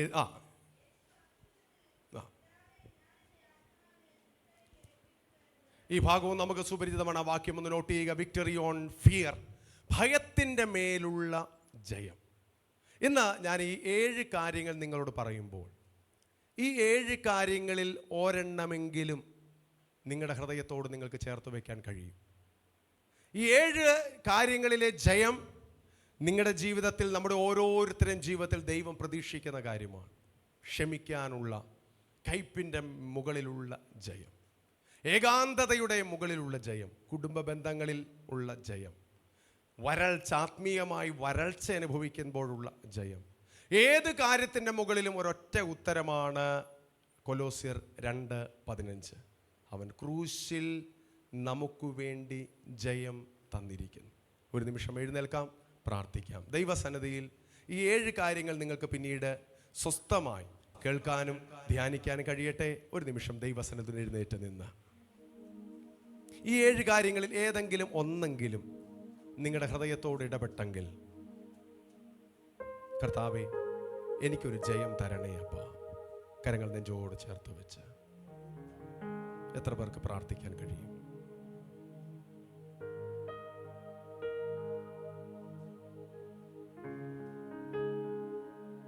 ആത്മീയമായി കർത്താവുമായുള്ള ബന്ധത്തിൽ പിശാച് പ്രതീക്ഷിക്കുന്നത് വരൾച്ചയിലേക്ക് നമ്മളെ കൊണ്ടുപോകുക എന്നുള്ളതാണ്. പ്രാർത്ഥിക്കാൻ കഴിയാതെ, വചനം ധ്യാനിക്കാൻ കഴിയാതെ, ദൈവസന്നിധിയിൽ അകന്ന് പോകുമ്പോഴും ആത്മീയമായൊരു ഡ്രൈനസ് പിശാച് ആഗ്രഹിക്കുന്നു. നമ്മൾ ചെയ്തു തുടങ്ങുന്ന പല കാര്യങ്ങളും പൂർത്തീകരിക്കുന്ന പിശാചിന് വാശിയുണ്ട്. ഈ ഭൂമിയിലേക്ക് കർത്താവ് വന്നപ്പോഴും പിശാചിന്റെ വാശി അതായിരുന്നു, ഇവൻ വന്നത് നിവർത്തിക്കരുത്. മലയുടെ മുകളിൽ ഉപവാസത്തിന് ശക്തി പ്രാപിച്ച യേശുവിനെ പരീക്ഷിച്ചുകൊണ്ട് പറയുക, നീ ദൈവപുത്രനാണെങ്കിൽ താഴേക്ക് ചാടിക്കോ, ഈ കല്ലിനോട് അപ്പമാകാൻ പറ. ദൈവപുത്രന് വരെ അത്തരത്തിൽ പരീക്ഷണങ്ങൾ ഉണ്ടായെങ്കിൽ, എന്നെ കേൾക്കുന്ന സഹോദരങ്ങളെ, നിങ്ങൾ വിലപിടിപ്പുള്ളവരാകയാൽ, നിങ്ങൾ ദൈവമക്കളാകയാൽ നമുക്കും ഈ പരീക്ഷണ ഘട്ടങ്ങളിലൂടെ കടന്നു പോകേണ്ടി വന്നേക്കാം. പക്ഷെ ഞാൻ ഉറപ്പ് തരുന്നു, നമ്മെ സഹായിക്കുന്ന ഒരു ദൈവമുണ്ട്. എത്ര പേർക്ക് വിശ്വാസമുണ്ട്? ഏതെല്ലാം പരീക്ഷകൾ എൻ്റെ ജീവിതത്തിൽ വന്നാൽ ഞാൻ ജയാളിയായിത്തീരും. എൻ്റെ കഴിവ് കൊണ്ടല്ല, എൻ്റെ മിടുക്ക് കൊണ്ടല്ല, ഞാൻ ജയിക്കാൻ പോകുന്നത് എൻ്റെ കഴിവ് കൊണ്ടല്ല. ഇന്ന് ചില മേഖലകളിൽ വീട്ടുകാർ പോലും ഒരു യോഗ്യതയുമില്ല എന്ന് പറഞ്ഞ് നിങ്ങളെ തള്ളിയിട്ട ചിലർ ഇതിൻ്റെ നടുവിലുണ്ട്. പക്ഷേ ഇന്ന് നിങ്ങൾ ഈ മീറ്റിങ്ങിൽ സംബന്ധിക്കുമ്പോൾ പരിശുദ്ധാത്മാവ് നിങ്ങളുടെ ഹൃദയത്തോടാ സംസാരിക്കുന്നത്. മോളെ ഹൃദയത്തോടാ നിങ്ങളോട് സംസാരിക്കുന്നത്. നിങ്ങളൊരു മാറ്റം തരാം. യോഗ്യതയില്ലാത്തിടത്ത്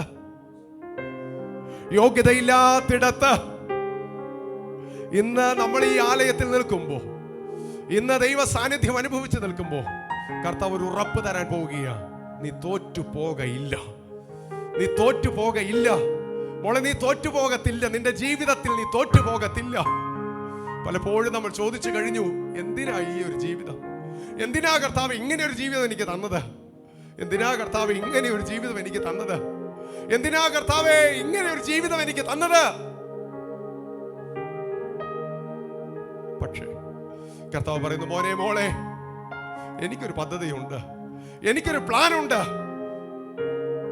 കുശവന്റെ വീട്ടിലേക്ക് ചെന്ന യിരെമ്യാ പ്രവാചകൻ കണ്ടതുപോലെ മനോഹരമായി പാത്രമായി മെനയുന്ന ആ കളിമണ്ണ് ഒരു നിമിഷം പൊട്ടി പൊളിഞ്ഞു പോയി, ഷേപ്പ് മാറിപ്പോയി. പക്ഷെ കുശവൻ അത് എറിഞ്ഞ് കളഞ്ഞില്ല. ഞാൻ ഇന്നിവിടെയുള്ള പെൺകുട്ടികളോട് പറയട്ടെ, ഇന്നിവിടെയുള്ള സഹോദരന്മാരോട് പറയട്ടെ, ദൈവം നിങ്ങളെ എറിഞ്ഞ് കളയത്തില്ല. പുകയുന്ന തിരി അവൻ കെടുത്തി കളയത്തില്ല. പാപം നിങ്ങളുടെ ജീവിതത്തിൽ വന്നു, തെറ്റുകൾ നിങ്ങളുടെ ജീവിതത്തിൽ വന്നു. പപ്പ അറിഞ്ഞു, അമ്മ അറിഞ്ഞു, ചേട്ടൻ അറിഞ്ഞു, ചേച്ചി അറിഞ്ഞു, ആരെല്ലാം അതറിഞ്ഞു. നാണക്കേട് കൊണ്ട് തല പോലും ഉയർത്താൻ കഴിയത്തില്ല, എനിക്ക് അവിടെ പോകാൻ പോലും കഴിയത്തില്ല. പക്ഷെ കർത്താവ് പറയുക, മോനെ മോളെ, പുകയുന്ന തിരിയെ കെടുത്തി കളയാത്തൊരു ദൈവമാ നിന്റെ ദൈവം. ഒടിഞ്ഞ ഓടയെ ഒടിക്കാത്ത ദൈവമാ നിന്റെ ദൈവം. ഇനിയും ഒടിച്ച് നശിപ്പിക്കാത്ത ദൈവം നിന്നെ പുതിയൊരു പാത്രമാക്കാൻ പോവുകയാണ്. എത്ര പേർക്ക് ആഗ്രഹമുണ്ട്, കർത്താവ് എനിക്കൊരു ജയം വേണമപ്പ, എന്റെ ആത്മീയ ജീവിതത്തിനൊരു ജയം വേണമപ്പ, എന്റെ ഭൗതികമായ ജീവിതത്തിന് എനിക്ക് ജയം വേണമപ്പ. കൂട്ടുകാരുടെ മുമ്പിൽ തലകുനിച്ച് നിൽക്കുക ഞാൻ, എന്റെ കോളേജിൽ സ്കൂളിൽ ഞാൻ തലകുനിച്ച് നിൽക്കുക ഞാൻ, എന്റെ അധ്യാപകരുടെ മുമ്പിൽ തലകുനിച്ച് നിൽക്കുക ഞാൻ. എന്റെ മാതാപിതാക്കളുടെ പല ചോദ്യത്തിനും എനിക്ക് ഉത്തരമില്ലപ്പാ. പക്ഷെ ഇന്ന് കർത്താവ് നിങ്ങളോട് പറയുകയാണ്, യാക്കോബിന്റെ ദൈവം നിങ്ങളുടെ ദൈവമാണ്. ഒരു ദിവസം സ്വന്തം നാട്ടിൽ നിന്ന് സഹോദരങ്ങളുടെ നടുവിൽ നിന്ന് ഓടിപ്പോയവൻ ഇതാ തിരിച്ചു വരികയാണ്. യാബോക്കിന്റെ കടവിൽ വെച്ച് അവനെ തൊട്ട ദൈവം അവനെ ചരിത്രം മാറ്റിയെങ്കിൽ, ഇന്ന് എന്നെ കേൾക്കുന്നവരെ, നിങ്ങളുടെ ജീവിതത്തിന്റെ ചരിത്രം മാറ്റാൻ കഴിയുന്ന ഒരു ദൈവത്തെ കുറിച്ചാണ് ഞാൻ നിങ്ങളോട് പറയുന്നത്. നിങ്ങളുടെ ജീവിതത്തെ തൊടാൻ കഴിയുന്ന ഒരു ദൈവം, തൊടാൻ കഴിയുന്ന ഒരു ദൈവം, നിങ്ങളെ തൊട്ട് തിരുത്താൻ കഴിയുന്ന ദൈവം, നിങ്ങളുടെ ജീവിതത്തെ തള്ളിക്കളയാനല്ല തിരുത്താൻ കഴിയുന്ന ദൈവം. പ്രവചനത്തിൽ പറയുന്നു, നിങ്ങളുടെ പാപങ്ങൾ എത്ര കടും ചുവപ്പായിരുന്നു.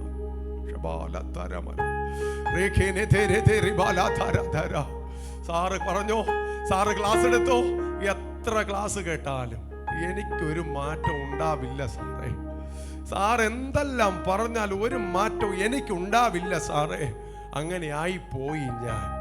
പക്ഷെ മോനെ, മാറ്റുന്നത് ഇവിടെ ക്ലാസ് എടുക്കുന്നവരല്ല. മോളെ, ഇവിടെ ക്ലാസ് എടുക്കുന്നവരല്ല നിന്നെ മാറ്റുന്നത്, നിന്നെ തൊടുന്നൊരു ദൈവമുണ്ട്. ഇന്ന് പകല ഹോളി സ്പിരിറ്റ് കരങ്ങളെ തട്ടി അല്പസമയം, കരങ്ങളെ തട്ടി അല്പസമയം നിന്റെ ജീവിതത്തിൽ ഒരു പരിശുദ്ധാത്മാവിന്റെ touch.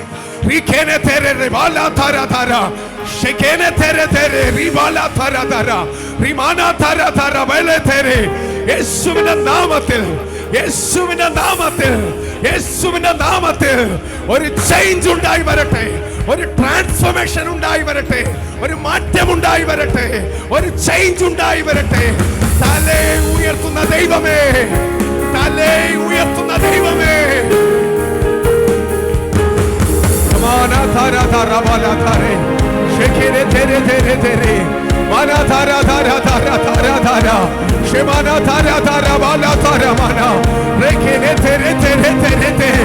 Holy Spirit, Holy Spirit, welcome you, Holy Spirit, welcome you, Holy Spirit, welcome you, Holy Spirit, welcome you, ഇനിയുടെ ജീവിതം നിനക്കായി, ഇനിയുള്ള നാളുകൾ, ഇനിയുടെ ജീവിതം നിനക്കായി, ഇനിയുള്ള നാളുകൾ നിനക്കായി. യേശുവേ,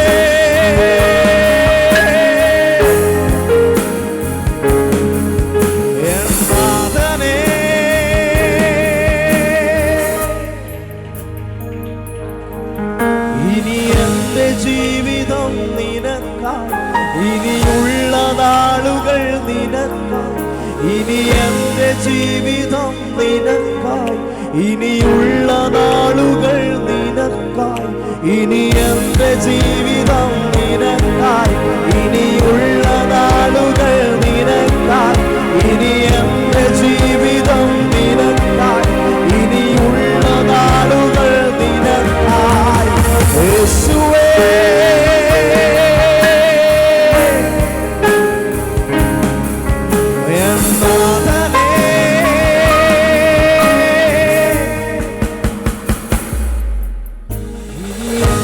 ജീവിതം നിനക്കായി, ഇനിയുള്ള നാളുകൾ നിനക്കായി, ഇനി എന്റെ ജീവിതം നിനക്കായി ഇനിയുള്ള നാളുകൾ നിനക്കായി യേശുവേ എൻ നാഥനേ യേശുവേ എൻ കർത്തനേ നിന്നെപ്പോൾ യോഗ്യനായി വേറെ ആരുള്ളൂ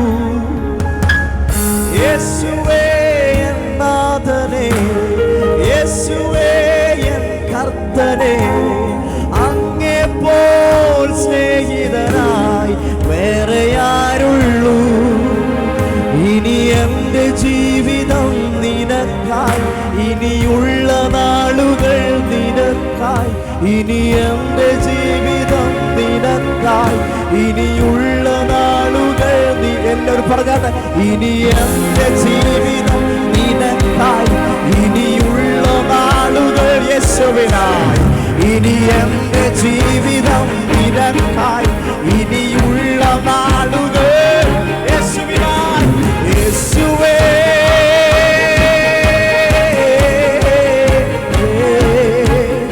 എൻ നാഥനേ എല്ലാ കരങ്ങളും ഉയർത്തി പറഞ്ഞ യേശുവേ മനസ്സിലുള്ള തുറന്ന് എൻ നാഥനേ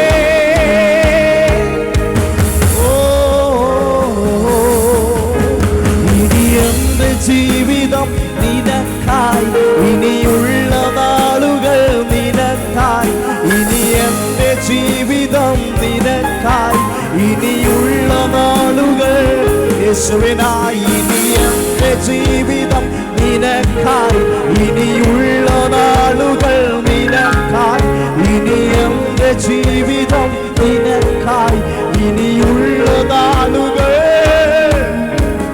യേശുവേ മനസ്സുള്ള പ്രദേശത്തോട് വിളിച്ചാണ് എൻ നാഥനേ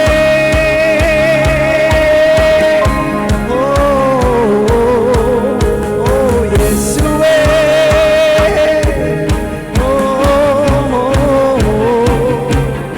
എൻ നാഥനേ